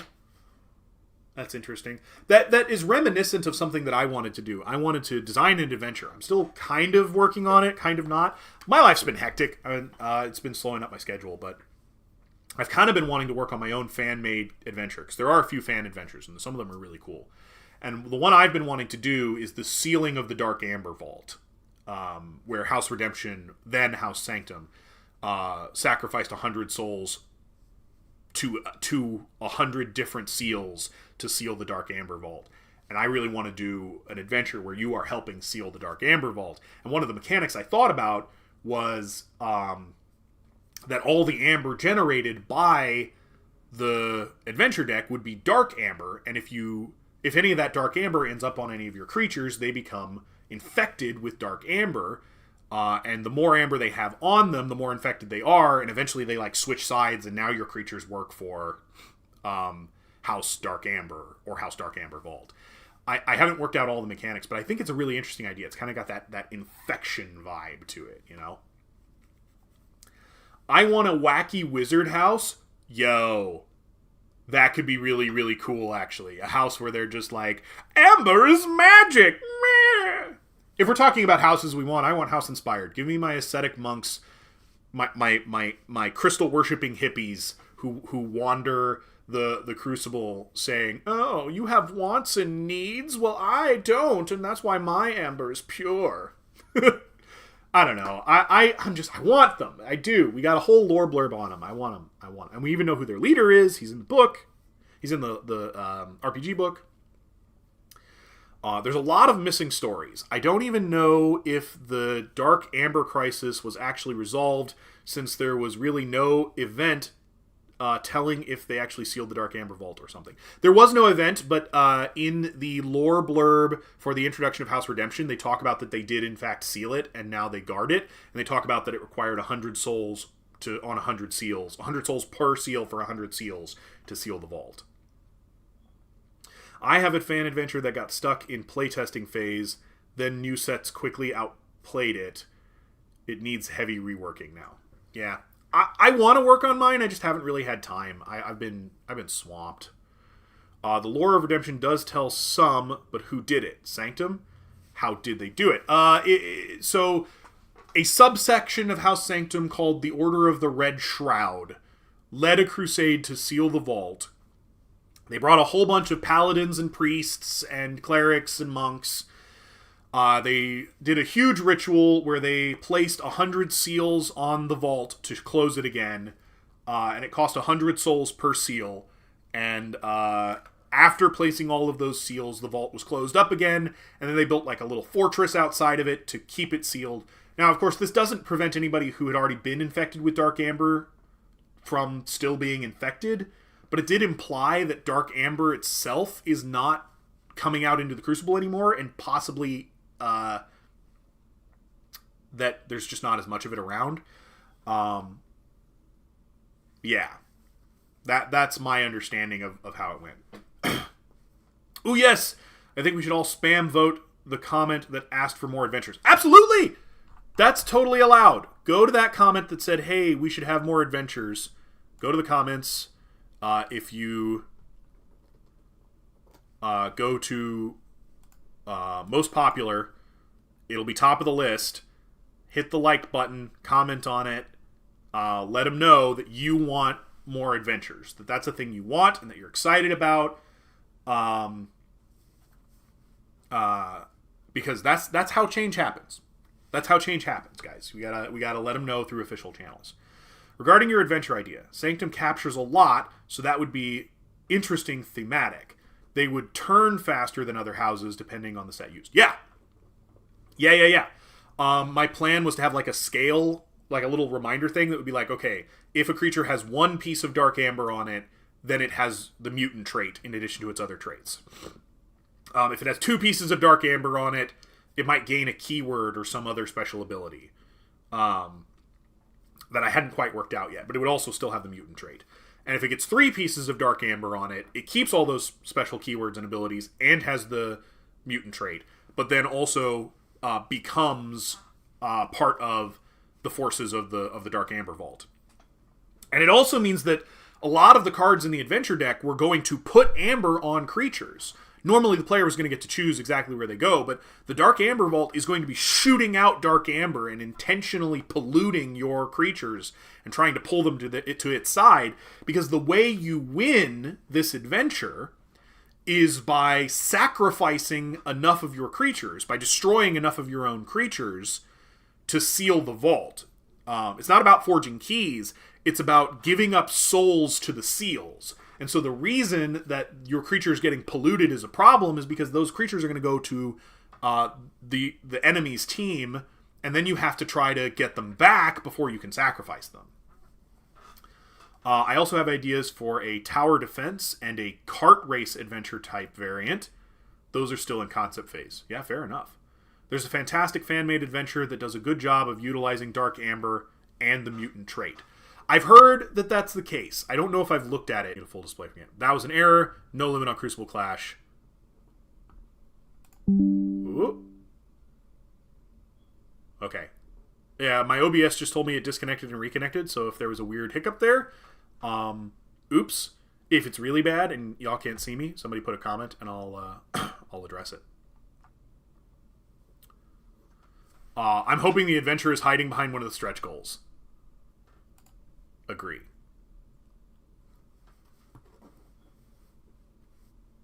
Flight of the Royal Fortune.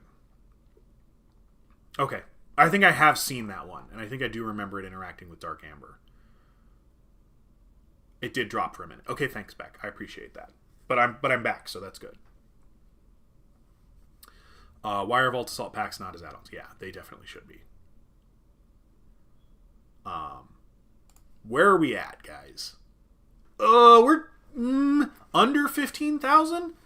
I think we can write it out. We're at like an hour and 15. Yeah. I budgeted 2 hours for this. We'll probably get there, and we'll get to see the theme of the next set. I think, Dave, you've sent me Flight of the Royal Fortune before, and I think I remember reading through the rules. I probably even have it somewhere. And I think I remember it being really good too. But it's not quite the theming I'm going for, and it doesn't quite do what I was hoping and wanting to do. So I think I've got enough design space of my own to OBS has glitched again, apparently. I really want to see my live reaction to the set reveal too. I'm going to send a text to my wife asking her to politely please bring me my water jug because I didn't get it.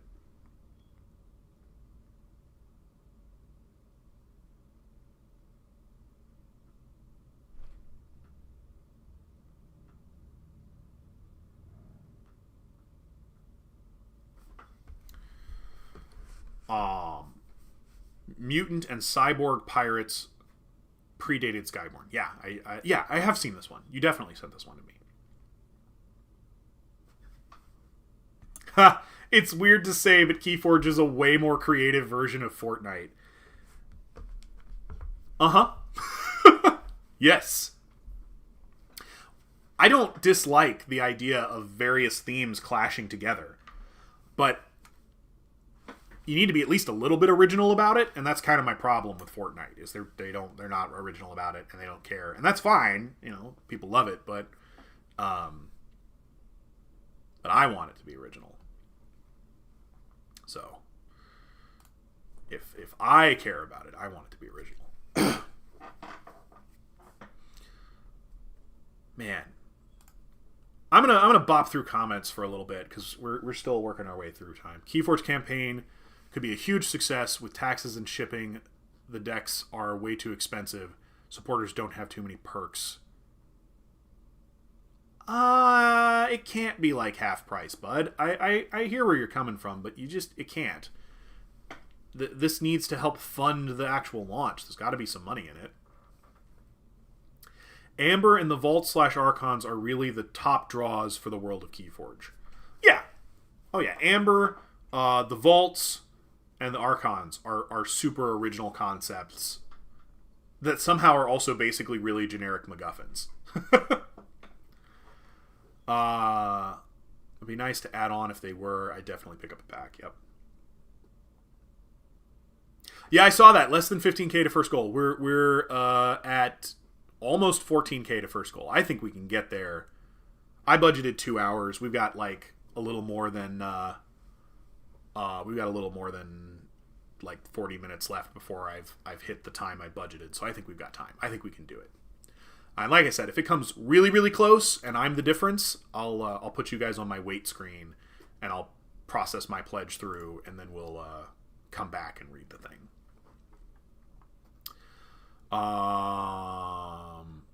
No limit on Crucible Clash got updated.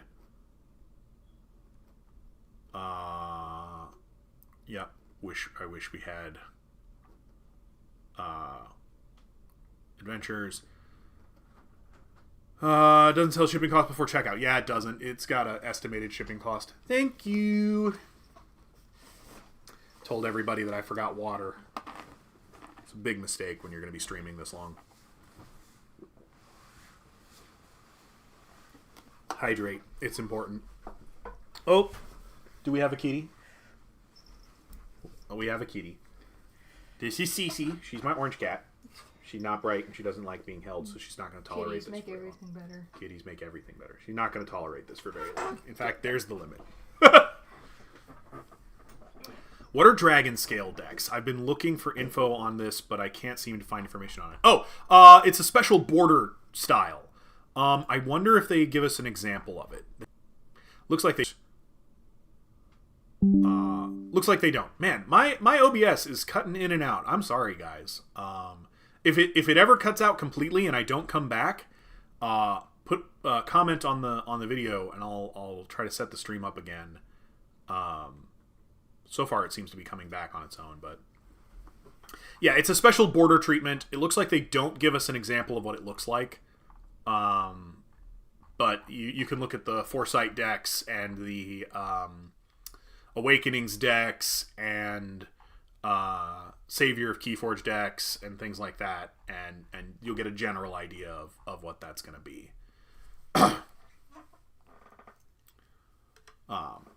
It's neat. I like the special borders conceptually, and I own at least one for each, so.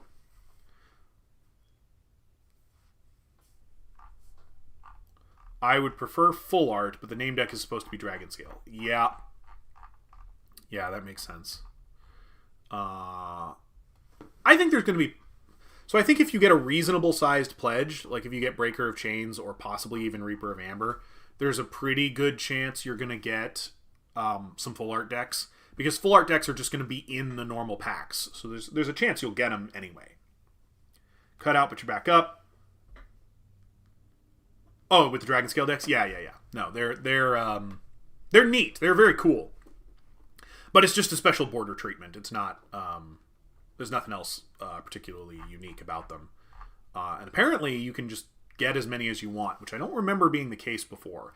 I also imagine once the Gigantics stretch goal has been reached, they'll allow you to get the guaranteed Gigantic decks, although maybe not. We'll have to see. Yeah, that's got to be a synth sect. So that's an Aquidon bug bot, Robobug. At current rate, we're about 40 minutes from 100k, but I expect it to slow more. Oh, come on, we can do this. 40 minutes. No, come on.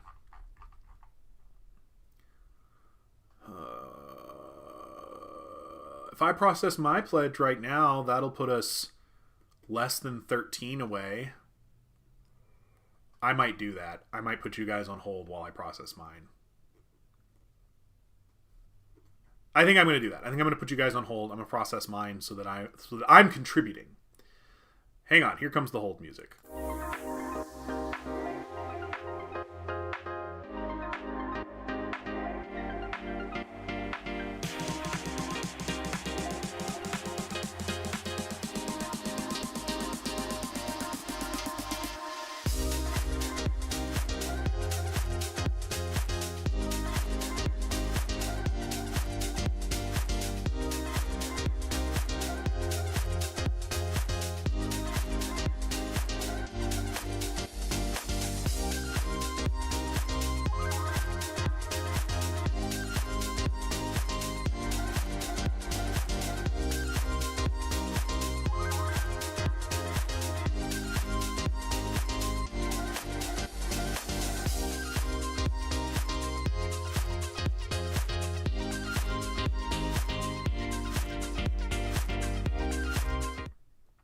Okay, I put mine through, and so now I've contributed. Now I'm part of the solution, and that puts us not too far off now. We're, 12,500 away? That's pretty close. What do I think will be the other stretch goals? Release some sort of new metal tokens or something? Maybe. They've been doing that a lot in these Gamefounds. What backer number am I? I don't remember. Probably 191, 190, somewhere in there. I can check it later. What do I think the stretch goals are going to be? Well, we know the first two. I'm in for at least 200. But I can't submit it just yet. Fair enough. I get you. So we know the first one's going to be the next set they're going to tell us about. Which we also know the next set can't be too far in development because we don't have the results of Certain Darkness yet. Which means they can't have chosen the houses for it yet. Because they don't know which house they won't be able to use. Although they could have chosen 8 houses, with one of them being a backup house in case one of the other 7 gets removed. We'll see. And we know that this one's going to be Gigantics. So my guess is that the 200,000 is going to be some kind of side set of some sort. Random question for TCO players. If you have a deck that will get crushed in competitive, but make people angry if they see it in casual, what type game do you create? Yikes. I don't play enough TCO. I know that I've done that before, and people told me that I should play competitive, but I know what you mean. There's a fine line there that's kind of hard to settle on. So this one's probably going to be some kind of special set. The 250,000 is probably going to be something a little bit disappointing, but it'll probably result in everybody getting a couple of extra decks. Or getting some kind of special metal tokeny thing or something like that. That's been pretty common. And then the 300,000 will probably be the one where it's like, hey, here's 1 or 2 extra decks per person for reason. Ghost Galaxy hasn't updated us on stopping Gamefound fundraising, right? I think we're still doing these until Ghost Galaxy decides there's enough interest on the retail side. Yeah, they've not ever given us an update on stopping that. They've said that, it's not meant to be a forever solution, but it will continue to be the solution until they have another one that will work for them.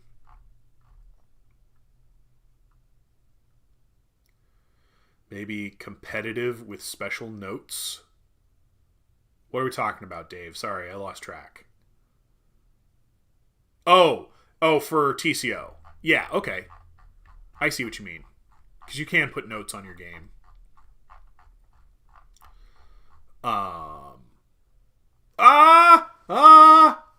Under 11,000. I think we're going to do it, guys. I think we're going to do it. Yeah. I figured it out, Dave. I'm smart. I got big kidneys.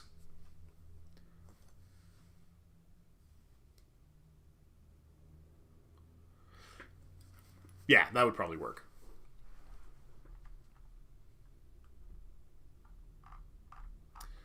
Yeah, I think we're really, really, really, really, really, really close. I think we're actually going to hit 100K sometime in the next 40 minutes or so.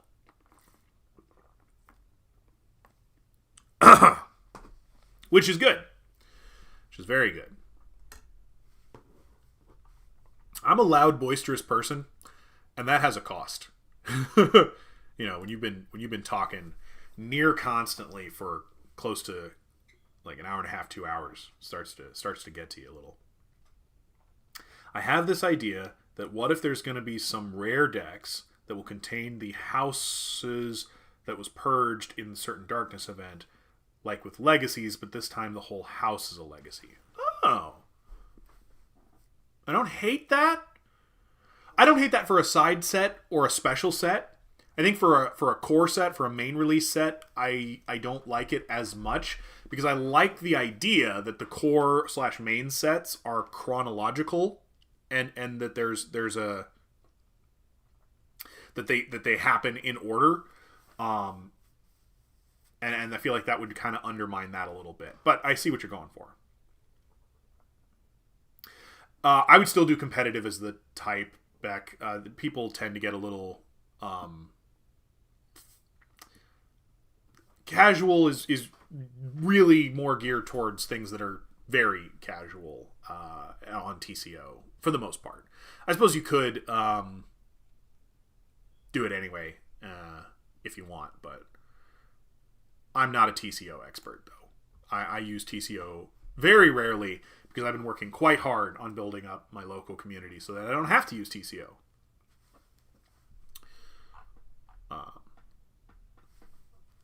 My wishes for stretch goals. Art book, new round of short stories, new adventure. Ace! I hope you are right, but I just can't. You know what? If the 250,000 was a new adventure, that would be pretty exciting. That could be the case. Instead of some kind of metal token or something. The 250,000 being a new adventure would be very exciting. Art book, new round of short stories, new adventure. Man, stole the thoughts right out of my brain, but I don't think that's likely, though, is unfortunately the case. I think they did say some of our favorite surviving creatures from the purged houses will get reprinted in other houses. They said they could. They said that they're leaving that door open. They might get reprinted in another house, or they might not. We'll have to wait and see. We'll have to wait and see. I'm really interested in how Certain Darkness shakes out, but I've kind of run the numbers, and I think there's certain houses that are a lot more likely to get removed than others, just based on how the event works. We got to kind of be aware that there are specific houses that are more in jeopardy of being removed from the game. Something to think about. Yeah, Certain Darkness is interesting. I'm excited for Draconian Measures. I am. Dragons is a cool theme. And I like how they tied it in with the Certain Darkness. I also really love most of the art in here. I wonder what the majority of KeyForge players want. Power creeping decks or more lore? I would think more lore. So, your question has an implicit flaw that I think is unfortunately where we are right now in KeyForge. And the flaw in that question is that the majority of KeyForge players also buy the majority of the decks. And that's not the case. I think the minority of KeyForge players buy the majority of the decks. And when it comes to keeping a game alive, on some level you have to cater to the people, you have to special cater to the people who buy the most decks. And the people who buy the most decks, I think, are more interested in power creeping decks. They won't call it that, but they're more interested in decks that are more powerful than the last. Then they are in more interesting lore and more interesting stories and a more interesting world with more interesting things happening in it. Which is really, really unfortunate. I think you're probably right. I think the majority of KeyForge players, in terms of the number of players, would prefer expanding the lore and expanding the setting and expanding the universe and creating a more rich and diverse play experience. Unfortunately, I do think that right now KeyForge has a pretty large has a number of whales of people who spend a disproportionate amount of the money on the game, and that those whales, by virtue of being whales, are going to get some amount of special treatment, and the special treatment that they want, by and large, is stronger decks.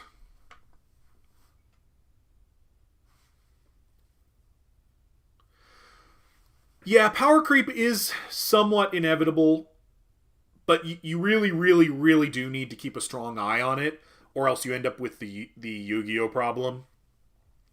You know, the thing you have to always remember is if you let power creep get away from you, then eventually you hit a point where the competitive play becomes, okay, we flip a coin to see who goes first. Okay, you get to go first. Cool, good game. Shake hands, move on to the next game because I lost the coin flip, which means I lose the game, right? You've got to really keep an eye on that. And I agree to a certain extent that power creep is inevitable, but I think as a designer, you can't internalize that. You cannot internalize as a designer, well, power creep is inevitable. If you're designing something, you have to, as a designer, have a willful intent to minimize power creep as much as possible while still keeping the game fresh and interesting. Because I think if you don't, power creep is always kind of a death spiral. There's really nothing you can do about that, except make sure that you start at a place where power is pretty moderate and that your increase is very, very gradual. And I think part of keeping that increase gradual is not letting yourself get into a mindset where you've just accepted that, well, it's going to happen anyway, so, you know, so we shouldn't put too much effort into avoiding it. Which I'm sure is a tricky mindset to be in. But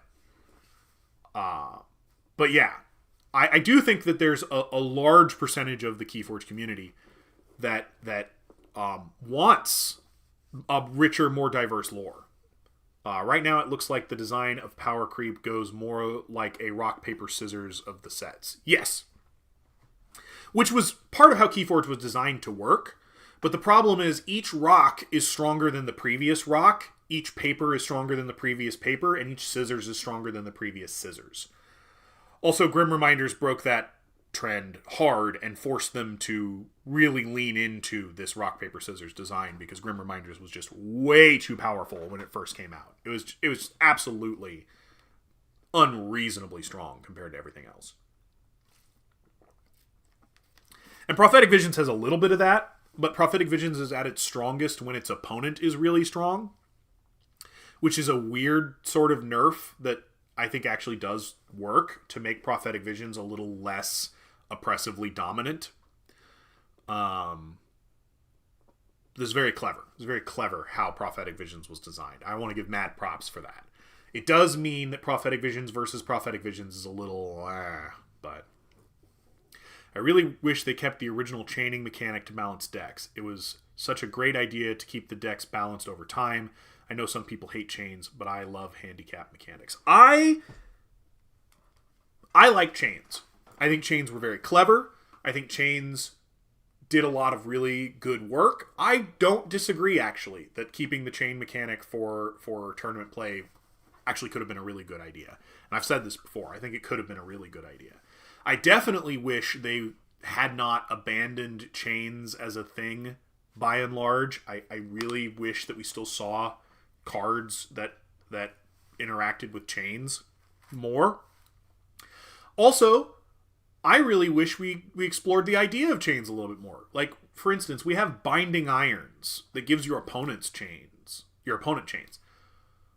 Why couldn't we have more cards like that? You know, where the value in this card is the handicap it gives your opponent. Because we do that. There are definitely cards where the value that they give you is handicapping your opponent.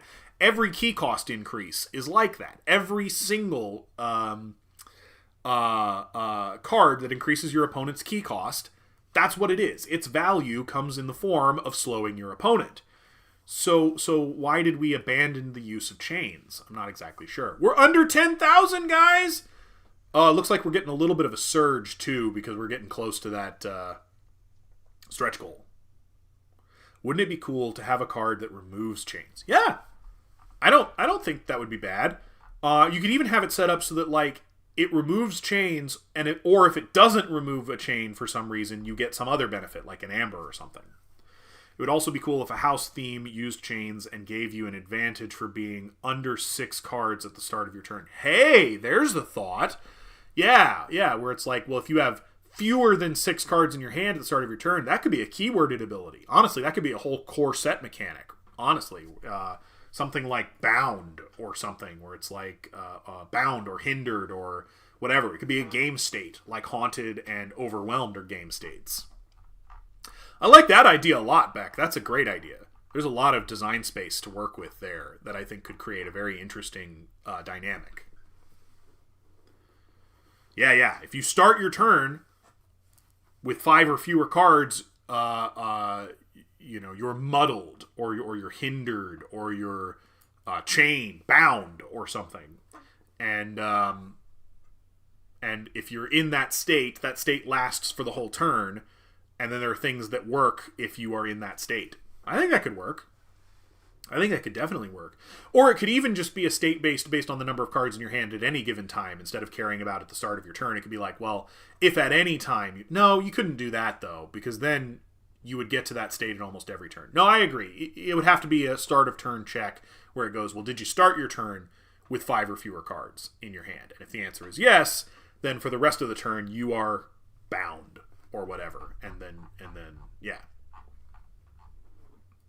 I also really like chains. It's a really good balancing mechanic. It is.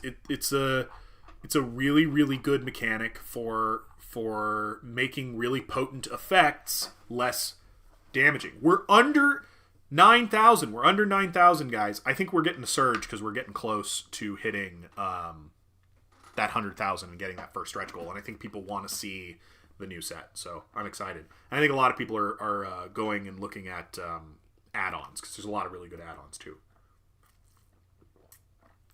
I know I grabbed a couple. Yeah, I think chains were a cool mechanic, but I think that's again another issue where you have the people who really want KeyForge to be this hyper competitive game where you're the people who really, really, really lean into the idea of, I want to open 4 boxes, 6 boxes, and find a super crazy awesome deck, versus the people who are like, man, that's a really interesting balancing mechanic that has really interesting implications, that does really interesting things, that aren't always going to be beneficial to me, and aren't always going to make every game faster, but that still cause the game to be dynamic and cause it to flow and change in dynamic ways. Yeah, that rings for me. I'd like to see a game type that tracked chains on TCO. Game type.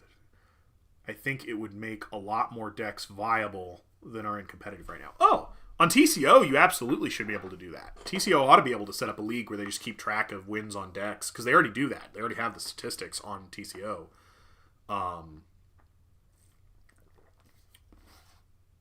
Yeah, I remember the one that used Dark Amber tokens a few years back. They want MMA, we want WWE. You know? Kinda. I don't mind that it's scripted. It's fun. And kinda. I think so. I think that's not inaccurate. And please don't think that I'm trying to create division in the KeyForge community. I am not. We're all lovers of this game, and we all love it for different reasons, and we all have things that we appreciate about it that are different. And that's beautiful. That's great. That's how you create a diverse and interesting environment in a game like this.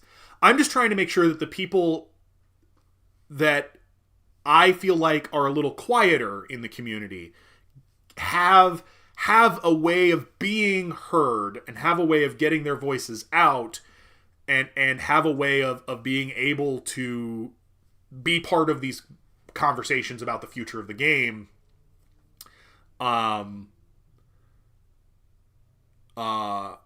little bit more, and that doesn't exclusively have to come in the form of shelling out more money to buy more decks. Though you should buy as many decks as you reasonably can. Don't break your bank. Don't destroy your budget for the year. But yeah, there's actually a lot of mechanics that would look like Evergreen that they abandoned. I thought Assault, Hazardous, Ward, and Enrage should be a bit more prominent. No, I agree. Ward and Enrage in particular, I feel like have dropped off a lot, and I don't fully understand why. We see Assault and Hazardous every now and then, and I think we see enough of them that's pretty reasonable for me. But Ward and Enrage, I'm surprised that we don't see more often, especially since there's still tokens in all of the 2-player starter kits. I don't think we're being divisive. We're just hopping up with our arms raised, saying we're here too.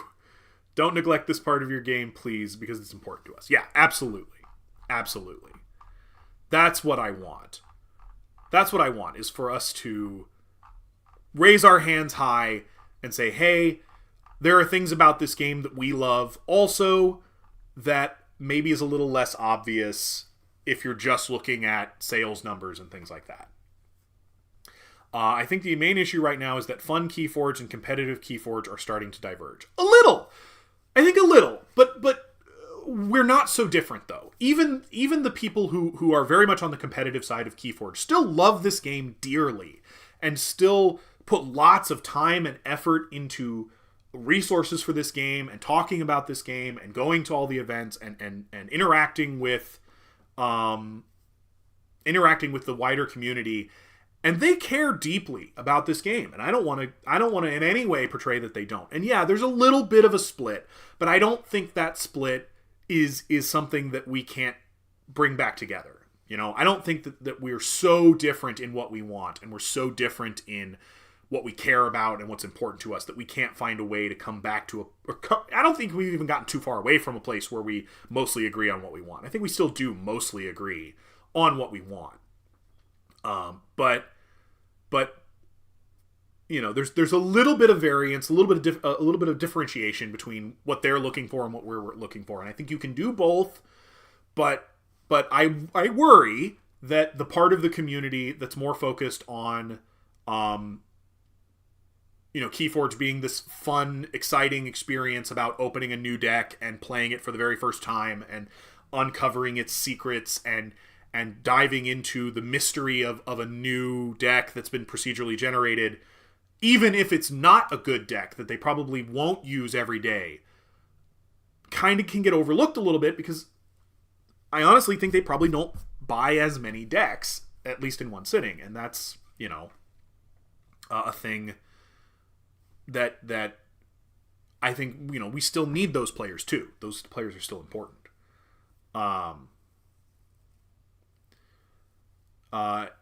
Crucible Clash did have Warden and Rage. Yeah, it did. That interacted with a few new cards, and Archon powers. Yeah, they did. It was there. I did see it in Crucible Clash. But again, Crucible Clash is kind of a side set. I'm just a little surprised it's not in more of the core sets. Ghost Galaxy makes a set where it's whales versus lore lovers. Come on. First of all, how would you even do that? And second of all, don't answer that question. Because, oh, man. Not so much talking players in my above comment as the decks. Oh, yeah. Good decks are getting less fun. Yeah. I can kind of see what you mean. Because it's becoming sort of an issue where in order for a deck to be good, it has to have a very minimal amount of interaction with your opponent. And a lot of the beating heart of what makes KeyForge fun, for me at least, is that back and forth push and pull, If I just run away with a game and my opponent can't really do anything about it because there's no room to interact, in some ways that's kind of a feels bad experience. Um, um,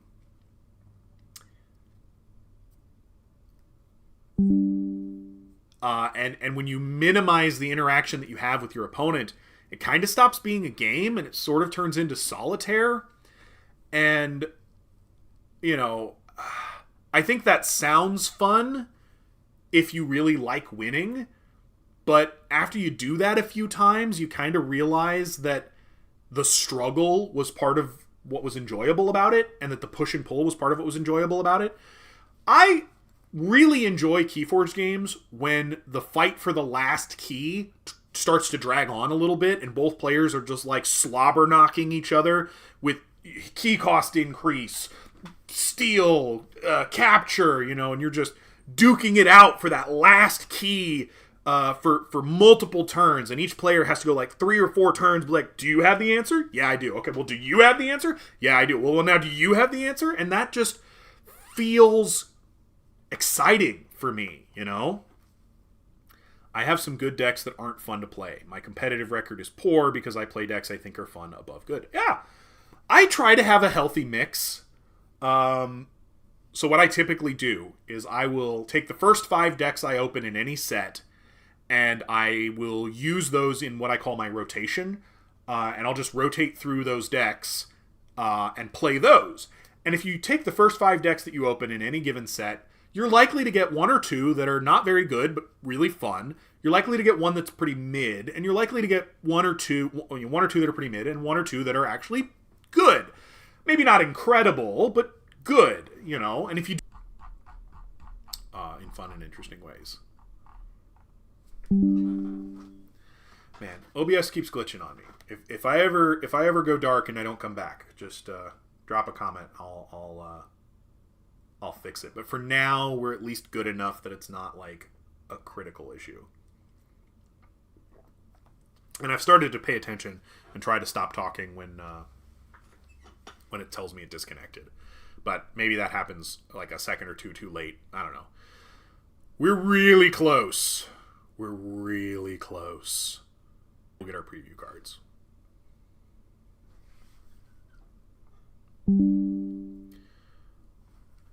Alright. Yeah, so name of the next set, and we'll get our preview cards, and then the Guaranteed Gigantics. I'm fairly certain the 200,000 is going to be a side set of some kind. And the 250 could be an adventure. I'd be excited for that, but I don't know. And the 300,000 will probably get us some extra decks of some sort.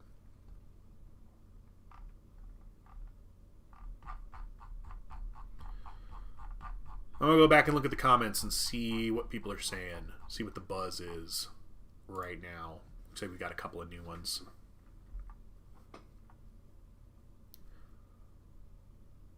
That'd be cool. Not shipping to South America. Pretty disappointing. Yeah.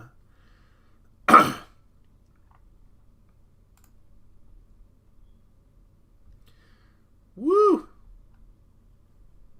19 people.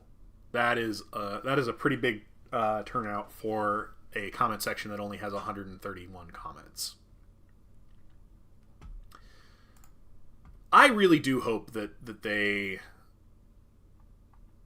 hear that we want a new adventure and will act on that, because I want a new adventure. I like the adventures. They're great.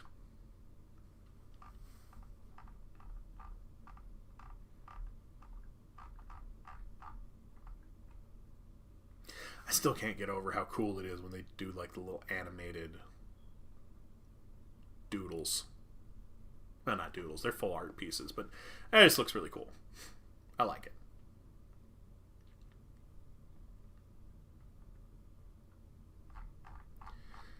Just a little bit more, just a little bit, just a little bit. We're almost under 6,000. We can do it, we can do it. Oh, I'm 191, it does say right there. Ha ha ha ha ha. I'm acting like I can't tell what my number is.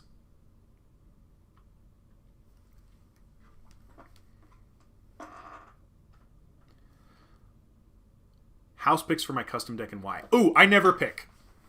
I love the randomness of KeyForge so much that for me it feels almost sacrilegious to pick. Not a judgment. If you want to pick your houses, pick your houses. Now, if you're asking me what houses I would pick if I was going to, that's a different question. I'll think about that. Give me a second while I go to the place that shows me all the houses, the easiest that I know to find. This one. There we go.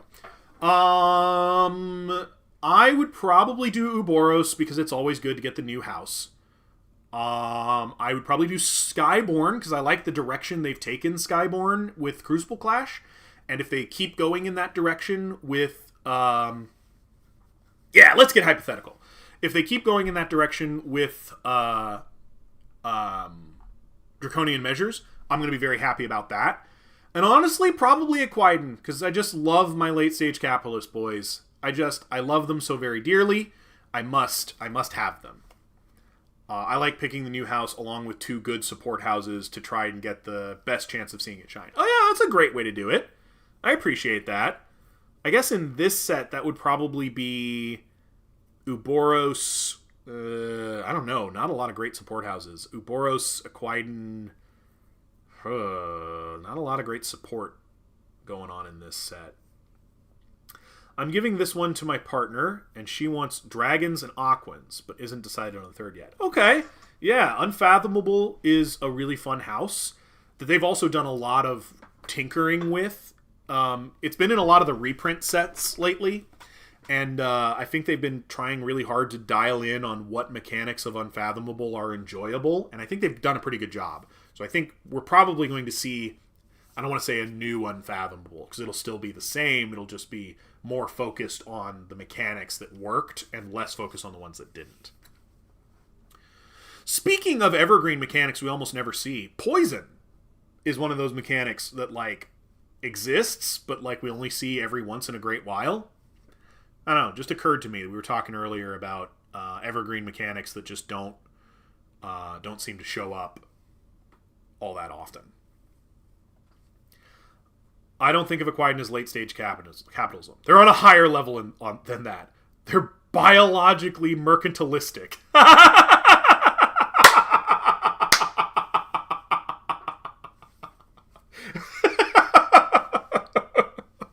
That's fantastic. Oh, I love that.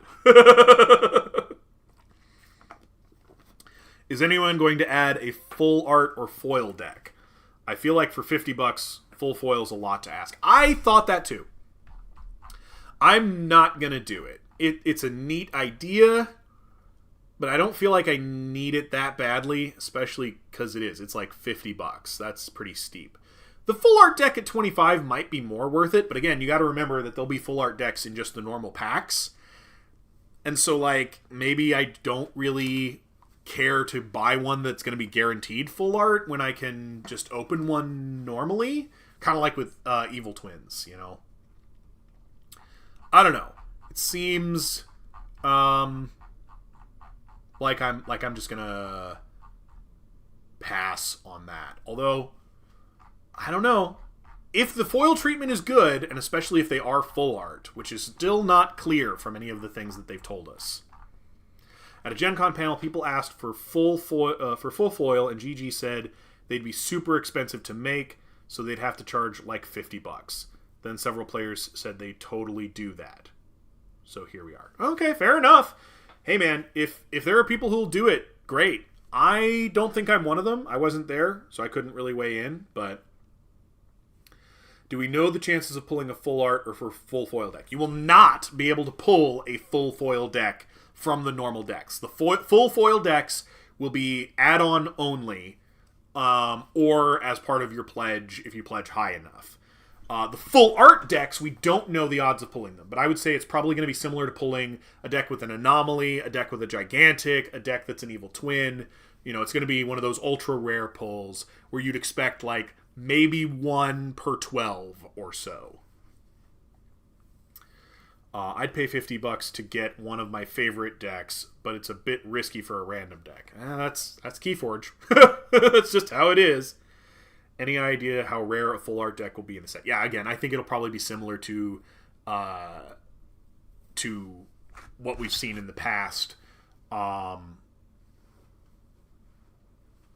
Full foils would likely be good store prize stuff. I don't disagree, but if their production cost is as high as GG's implying it to be, that might be prohibitive cost-wise.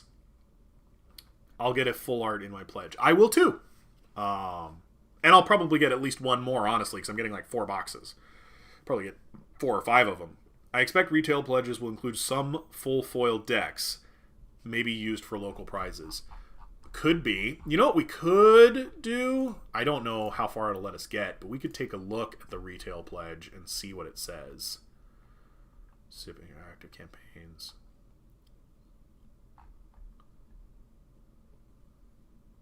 Yeah, it won't let us get very far. We can't really look at it, but that's okay. I have an LGS I work very closely with, and I'm sure I can look at what theirs looks like when they put it together.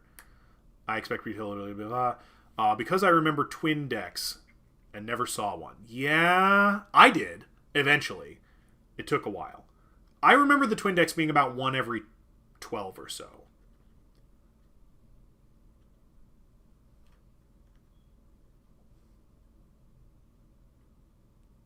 That could be a stretch goal, adding them in. Evil twins were underutilized. They were a little too rare. But I think they've adjusted the rarity on the ultra rare stuff to be a little more. Evil twin decks were really cool. That's the other reason I want to do the inverse Dark Tidings set, is because if you do an inverse Dark Tidings set, you could bring back evil twins and do evil twins in the inverse Dark Tidings set. I think that would be really cool. My first Dark Tidings deck was an evil twins deck, and I never opened a second. Fair enough. I never opened one myself, but I did. I ran an LGS for a little while, and I was selling Dark Tidings while I was running the LGS, and I saw several of them get opened. I never opened one myself, but I did eventually get one because Dr. Sheep opened the evil twin of one of my favorite Dark Tidings decks, my Whirlpool deck. And he contacted me, and he was like, hey, do you want this evil twin deck? Because I don't want it. And I was like, yes, I do. So big shout out to Dr. Sheep. Thank you so much, because I love that deck. That deck is fantastic. The evil twin is actually better than the normal for that Whirlpool deck. And I like Whirlpool, so. Here's one step towards fixing Tide in a new set. Make a variety of them that have different costs to raise the tide. Yeah, I think so.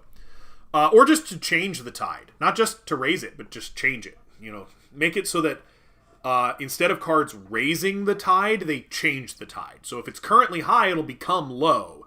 And have cards that trigger when the tide changes. I think that goes a long way because it makes the tide move up and down more. And I think that's a lot of the problem we ran into with the tide, is that the tide just kind of got stuck and it didn't change enough. But if all of the mechanics previously that were like, raise the tide, instead said, change the tide, and if the cards that were like, when the tide is high, instead said, when the tide changes, I think that would make the mechanic a lot more dynamic without having to change how it fundamentally works. The key rack and tide did cost 2 amber, yes. And I suppose that's another approach. I worry a little bit about doing that because you'd have to retroactively apply it to Dark Tidings decks from before in order to keep it compatible, which I don't think is a problem necessarily, but it's a bit... It feels like a bit more of a change than just modifying the way cards interact with the tide to try to make the tide more dynamic so that it does more things in every turn. Because that was the big problem I had with the tide, is especially if you weren't playing against another Dark Tidings deck, it would get really static. It would just get stuck, usually being on, and then you kind of just ignored it because it would never change after that. But if you modified it. And that's why I think the new set should be called Changing Tides. Or Changing Tidings. Because it's Dark Tidings. Changing Tidings. And then it also kind of plays off the tokens of change versus winds of exchange naming scheme. Then you could make something much more dynamic that interacts with the tide as a much more dynamic thing that changes more often. And I think that could be really good, personally. Okay, we're under 5K. We're coming right up on it. I think we're gonna get there soon, and then we'll have something new to talk about. I want to talk about it. I do. I actually have a couple of things, because we'll also get to see the 200,000 stretch goal. P.S. Stark Tidings. Get out of here. Get out of here. Wow. Proud of that, are you?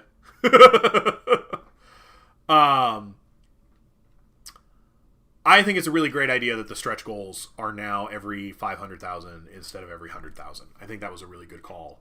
It makes them a lot more attainable, and it makes it easier to kind of push to reach them by just getting add-ons. We do still have one of the 2K pledges available, so that's interesting. Going back to previous question, which houses do you think are in jeopardy for certain characters? So I think the houses the most in jeopardy actually have nothing to do with the houses people want to remove from the game, and have everything to do with the houses that appear in the most recently released sets, because it's a sealed event, which means you have to have sealed product to play, and so it has to be houses that appear in sets that people have a lot of sealed product of, which is going to be the last two, Prophetic Visions and Crucible Clash. Which means any house that does not appear in Prophetic Visions or Crucible Clash is basically safe, and probably will not get removed. And the three houses that applies to are Aquidon, Geistoid, and Unfathomable. It would take a really concerted effort to remove those three houses. And so I think those three are pretty much safe. I don't think they can get removed except by colossal community effort. And I just don't think that's going to materialize. But that also means the houses most in jeopardy are the four houses that appear in both Prophetic Visions and Crucible Clash. And those four houses are Dis, Sanctum, Saurian, and Untamed. And I think those four are the ones that are the most at risk, because they're the ones that are the most likely to be in a deck that participates in a certain darkness event. Now, that being said, the other houses that appear in those two sets are also in a reasonable amount of jeopardy, and with a little bit of community effort, you could probably take out any of those other ones that are appearing in either Prophetic Visions or Crucible Clash. But anything preventing Archon format for certain darkness events. So LGSs can do things however they want, whenever they want, but if you read the event kit materials, it does specifically describe it as a sealed event. I didn't realize it had to be sealed. I just assumed everyone would show up with their cursed relic decks and insta-purge the relics. It doesn't have to be sealed necessarily, because LGSs can run their events however they want, and that's always been Ghost Galaxy's policy. But the event materials do specify a sealed event, and so if you run the event as intended, if you run the event as they tell you to run it, and I think the reason they do that is because if you open it up to Archon, then it's too easy to do something like bring your cursed relics and purge the relics out right away.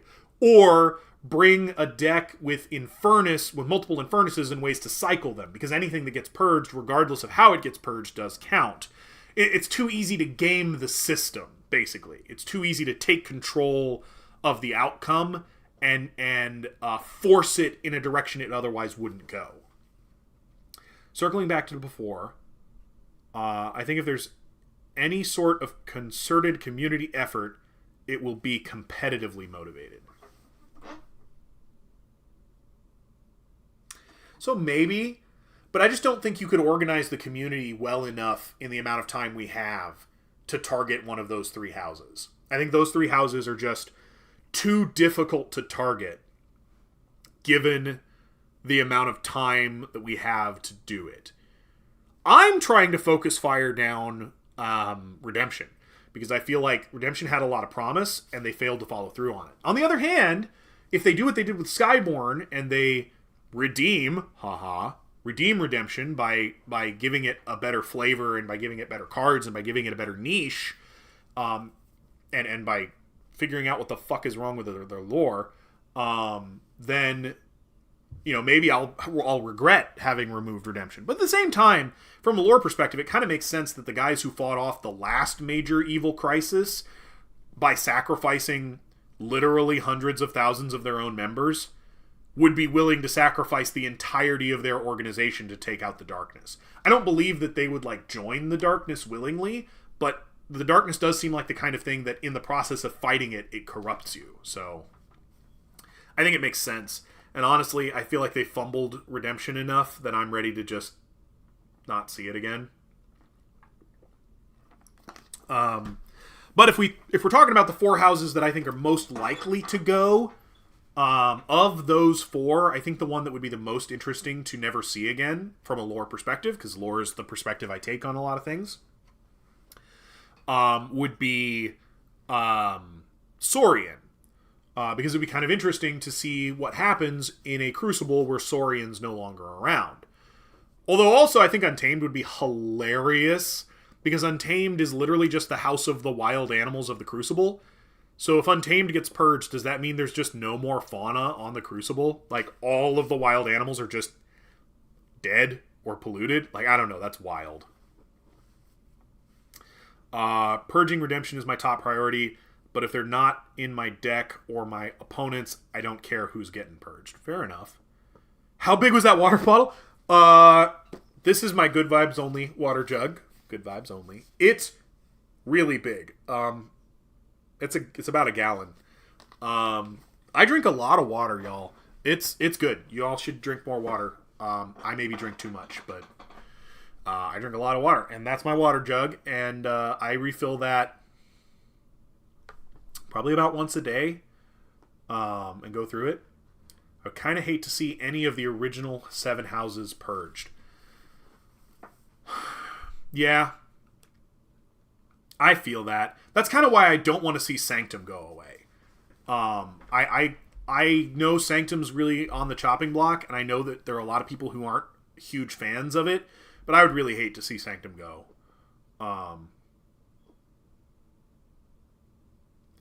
It's amazing. I'll translate a gallon into non-freedom units.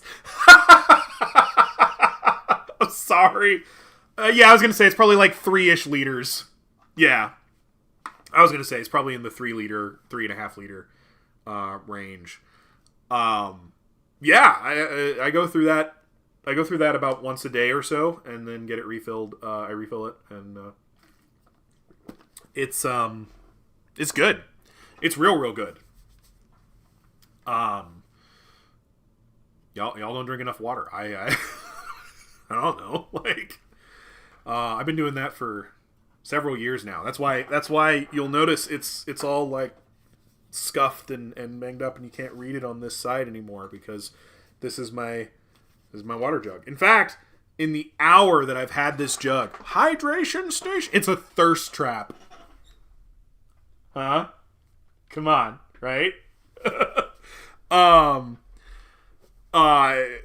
In the time that I've had it, it's gotten worn off, and actually, in the time we've been together since I got the water jug, like, I don't know, an hour ago, I've probably already gotten down about half of it. So, I was thirsty. My voice gets tired, man. When your throat starts to hurt, you get some water in you. It helps a lot. I could probably use a lozenge at this point, honestly, because I've been talking. I got lozenges right over here. I'm going to grab one. Halls cough drop, so that my throat doesn't hate me for the rest of the day.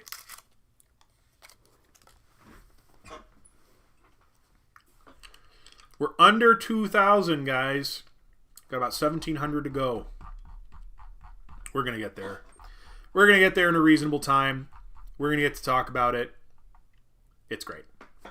In fact, we've reached the point where... Let me see if there's still one left. Yeah, we've reached the point where if one more person gets the Architect of the Crucible, that'll push us over. So we're close, close, close.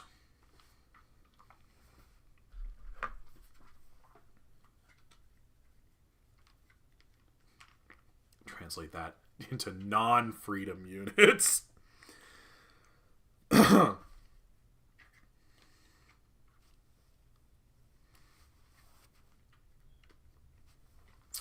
here it comes. We're almost under 1,500.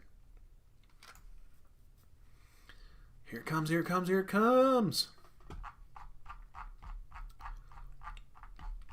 Oh, also, I'm looking forward, pretty sure.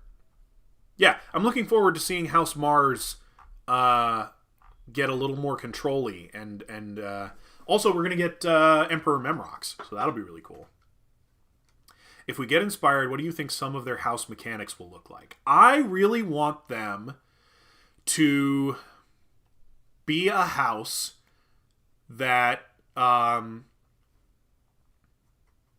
sort of is in the same vein as Saurian and Sanctum, in terms of being a house that cares a lot about having Amber, capturing Amber, and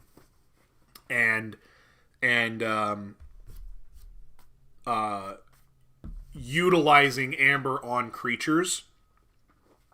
I haven't fully figured out how I would distinguish it from Saurian's version and Sanctum's version, but I do think that's the direction I'd want to go with them. I also think they would have mechanics that make them hard to fight against, but make them bad at fighting.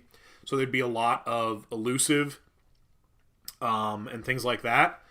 And I think they might also have a mechanic that basically rewards you for not fighting. So it'd be a little bit like inverse Brobnar, where Brobnar's like, here's a whole bunch of reward for fighting. This house would be, here's a whole bunch of reward for not fighting, for being pacifistic about things, you know? I think that there's a space there that could be really fun to explore. Of this is the we don't fight house, which means they probably would reap quite a bit, but interesting that the Architect is still available this late in the launch. I think most people who want it have already gotten one in the past, and I hope that people are not double dipping, which means we're pretty close to saturation. I've thought for a while that this was only going to work for a little while, and then basically everybody who wanted it will have gotten it, and then you kind of just can't really pitch this anymore. Paging all players with discretionary income. Lots of players flying to Vegas right now. Oh yeah, there's a lot of people on their way to Vegas, and that's probably part of it. My thoughts on Inspired exactly. Yeah, glad we're on the same page. Good point on Architect. Yeah, I've always thought that. I've always thought that this was a idea with limited potential, and that eventually everybody who wanted a self-insert card would get one, and hopefully people would not get multiple self-insert cards, because I think that would get pretty. I think they should hold an art contest. What do you mean by an art contest? Like people submit their artwork to go on cards or something? That could be cool. Oh, winner gets their art on a card. Yeah, okay. I don't hate that. It does seem logistically like that might take a bit of work. But, sometimes overcoming logistical hurdles is how you do cool stuff. So close. So close. I'm doing my part. Have you done yours? I regret that. No, I don't. Do I? I don't know. It was definitely silly. We'll say it that way. Oh, man. Bumped into my green screen. Trying to lean back. Bumped into my green screen. Almost there. Jeez, guys. Y'all shouldn't let me talk this much. I get loopy. What's a good... how do we feel about Gigantics coming back? I don't think we've talked about that yet. Are we excited? Are we not excited? Do we feel like the more mutation Gigantic support cards did enough to make Gigantics viable that we feel like they're going to be fun and interesting? Do we think they were always fun and interesting? Do we think that the support cards did too much? What are our thoughts on this? Because I feel like Gigantics are a tiny bit divisive in KeyForge. And I don't know exactly how I feel about them coming back. I think it could be very good. I think they were neat. They're kind of a fun thing to chase. But we've already got full art decks in this set, and we're already chasing full art decks. So do we need another thing to chase? I don't know. Maybe it's too much. Trying to find a way to download that art of Shadow Gloom Coil in the scroller on top.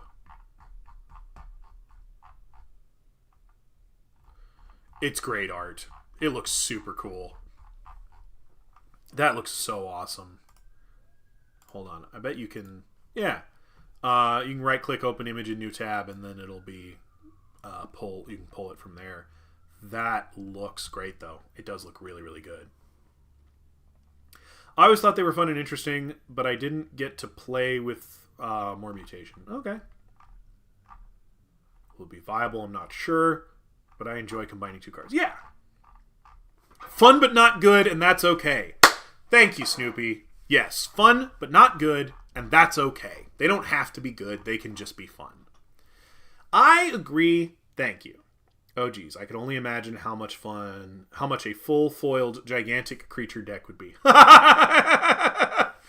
You know, though, the real thing is, in KeyForge, if it turned out to not be a particularly... Oh, my browser's cooler than yours? I'm sorry. Oops. My bad.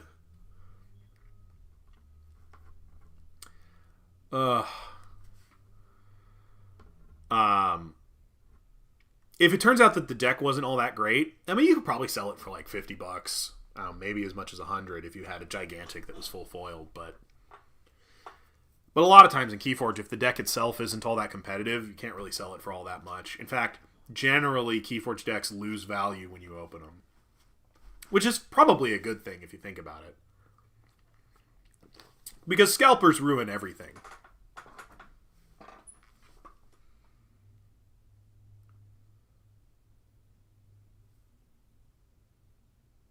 Less than 1,000? Oh, for sure less than 1,000. Oh, definitely less than 1,000. If the deck is good and like competitive, you could sell it for a couple hundred, maybe. But that's still a bit of a stretch. I mean, don't get me wrong. Probably somebody would want it, but I think you're still looking at about that same $50 that the deck itself costs. And honestly, maybe a little bit less. Which, again, I think is ultimately a good thing. Excuse me. Not all of them are going to be dragons, but the dragons will have gigantics, for sure. KeyForge is immune to most market manipulation as it's far too much work to determine value for them to bother. Absolutely. And I think that's a good thing. Because I've watched a bunch of other card games get absolutely, raked across the coals by various types of market manipulation, including scalpers and the like. I think it's a good thing overall. I'm most excited to see how the full art cards are implemented. Yeah, I would like to get a better look at that. I'm sure they're going to give us one. I'm sure one of the updates for the Gamefound is going to be, hey, here's a look at full art cards, or hey, here's a look at full foil cards, and we'll finally get answers to our burning questions when they finally do that. I don't think we'll have to wait too long. We're under 1,000, guys! We're so close now. We're going to get it any minute. Any minute now. Any minute now. 750. Come on, let's go. Jump on. We can do this. I believe in us. I believe in us. Yeah, I don't know what the side set's going to be. They tend to blindside me with this stuff. I try my best to predict, and I'm frequently wrong. Subtle foiling GG used on the Prophetic Visions deck. That looked incredible. That looked so good. I really hope they do that again. Although I'm a little worried that if the full foil decks are also full art, that we'll start getting the Pringling problem, which is really hard to avoid. When I submit my pledge, does it make you lock in your custom deck stuff? No, you don't lock that in yet. That's going to be in the pledge manager process usually, so you don't actually have to lock in your custom deck. In fact, you don't even actually have to submit payment until pledge manager process. So you can yeah. Side set, oops, no actions.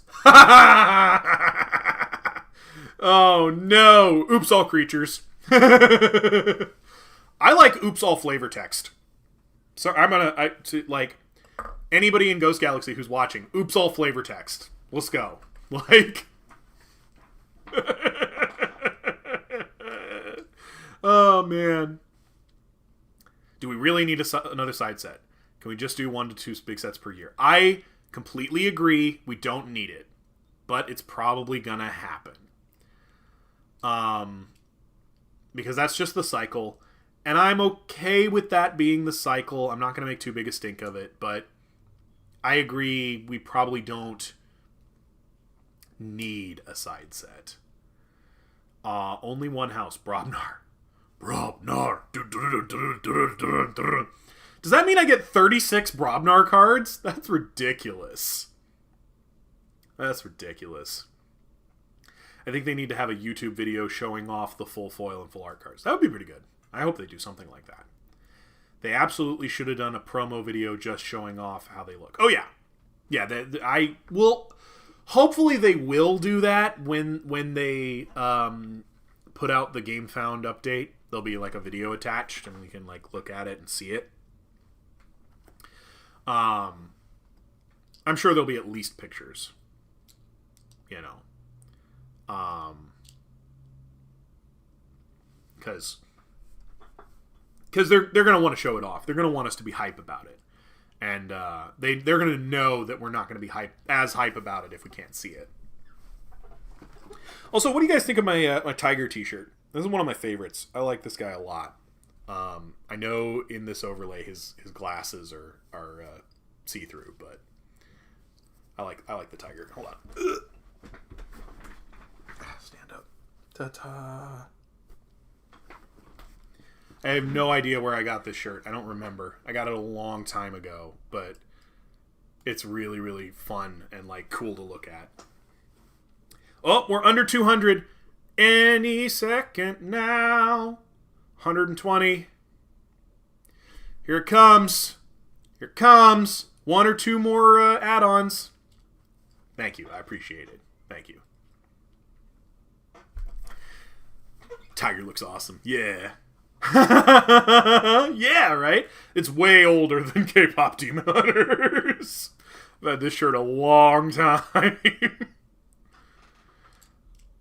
Come on. Come on. Just a couple more add-ons. Somebody buy some pins or something. The pins are cheap. Go for it. Get them now. This is a great time. If I didn't already have a full set, I might be getting more because, like, $3 a pin is the best price you're ever going to see.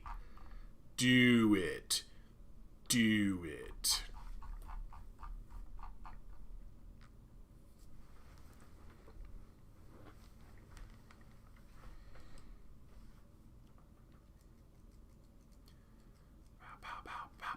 We can get there. We're close. Come on, come on. Come on. Let's do it. What if in the side set you just forge 1 key but you need 20 amber?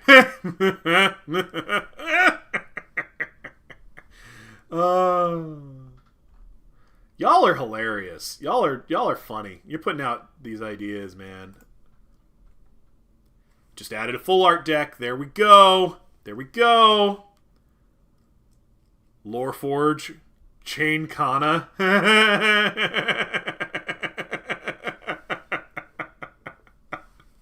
Oh, man. Oh, that's great. We are so close. What else is great? Put some Unchained on there. Unchained is good. If you don't have the Adventures, grab those. Those are incredible. The Great Hunt Nightmare expansion, worth it. If you have the Great Hunt and you don't have the Nightmare expansion, get that. For sure. You can get boxes of Tokens of Change. You can get boxes of Crucible Clash. Like, we're almost there, guys. Just a little bit more. We can do this. I honestly might grab some Crucible Clash, now that I'm thinking about it. Let me see. Is there a box price? Is it... No, hold on. That's not what I meant to do. Hold on. I'll remove it for now, but...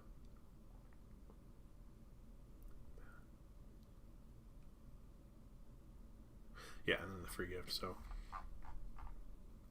Oh, we did it! We did it! Okay. Boop. Nope, not here. Okay, so that means it's going to be... Oh, not yet. I'll just to buy some Unchained decks. Yeah. Getting them cheap is great. We did it. Alright, now...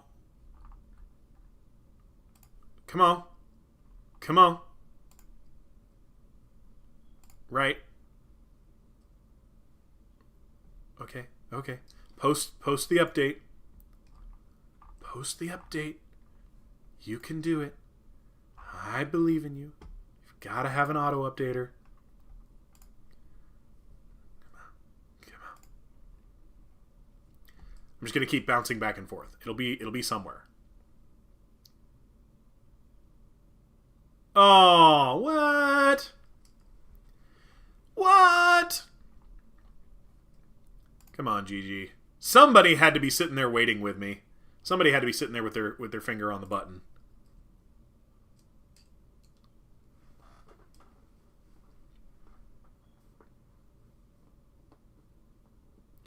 Somebody had to be sitting there with their finger on the button. I've only been at this, like...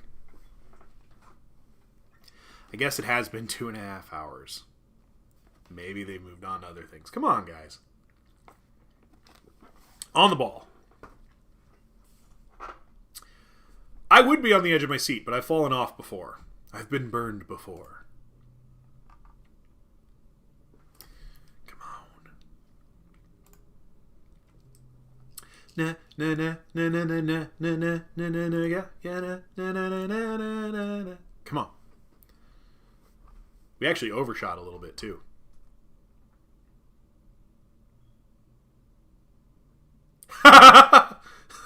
Oh man, I was watching Scrubs the other night. There's an episode where the janitor works at a coffee shop, and he said he had the greatest idea ever of combining the two most addictive substances, caffeine and nicotine. And he like opens up a cigarette and grinds it into a coffee, and he says "Smokachino," and I'm like, dude, that's horrible, but like people would buy that.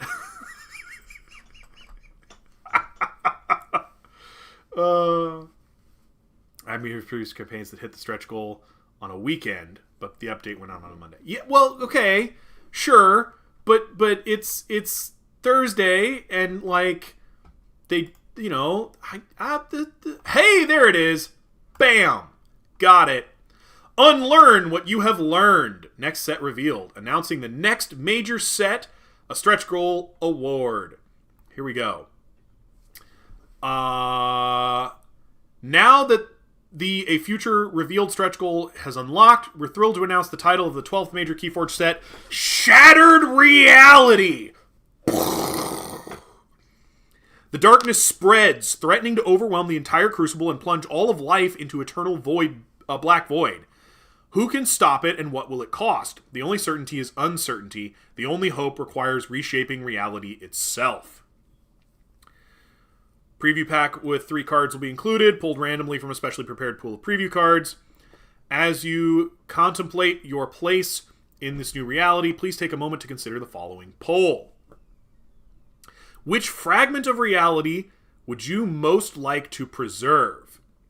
Aquans, Bracken, fairies, goblins, imps, monks, mutants, politicians, specters, or witches? Oh no. Hasn't shown up for me yet. They gave me a spoiler after all! Aww! The 12th might be a typo. Don't get too excited. They typo this stuff all the time. What do I want to preserve the most? Oh, boy. On this list, probably specters. No, wait. Yeah, fine. We'll call it specters. It's a really hard choice. I'm going to go with specters. Dang. That means the darkness is sticking around for a while. And we might get House Darkness. We might. Save the imps. All right, let's go down and take a look at this. Okay. Upon reaching, it's called Dragon Scales. But what is it? But what is it? But what is it? What is it? What is it? What is it? Fairies are so important, yo! Not no. Tell me more, cause I wanna know. We did sell out of the Architect of the Crucible. Okay.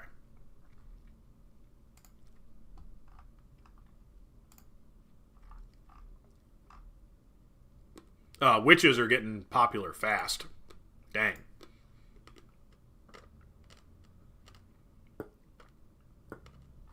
Yeah, that's probably it.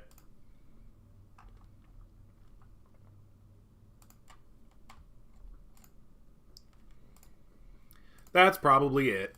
Which as a stretch goal is fine, if maybe a little anticlimactic. But that's okay. That is okay. Shattered reality. Bracken's pretty popular too. Yeah, man, that's racking up votes fast. Excuse me. Yeah, that's probably it. It's probably everybody gets a Dragon Scale deck. But I'm going to wait just a little bit longer because normally they give us a little more information when the stretch goal is revealed. People voting competitively, witches are known for having powerful effects, even if half of them don't. Yeah, I know. I saw that too. Bracken's the same thing. What is the Crucible without Bracken? A much quieter place. Yo, I hope that's true. I really hope that's true. I'd love to get a full art deck. Yeah, people voting along competitive lines. I know it. I knew it. That's why witches are popular and why Bracken is popular. But hey, there were a lot of people paying attention. I'm surprised at how quickly this poll's filling out.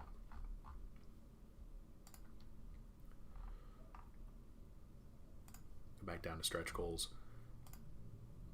Come on.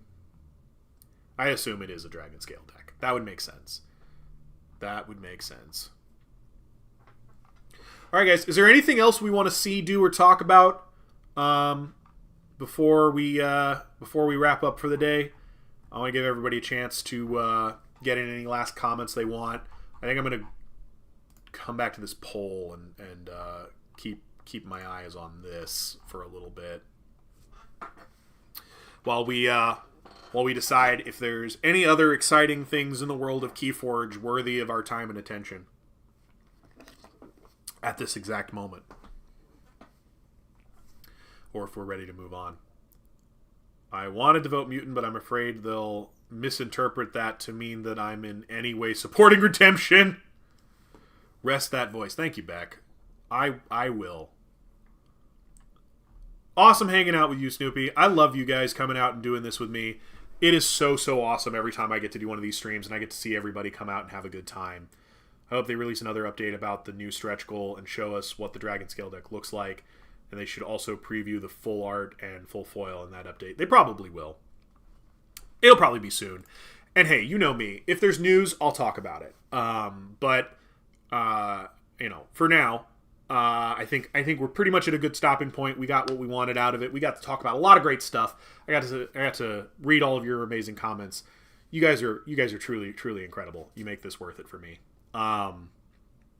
So yeah, I think we're gonna go ahead and wrap it up. We're gonna call it a day. We're gonna call it a stream, and that's it. Draconian Measures is officially out. You can officially pledge. There's a lot of really great add-ons. There's a lot of really great reward tiers.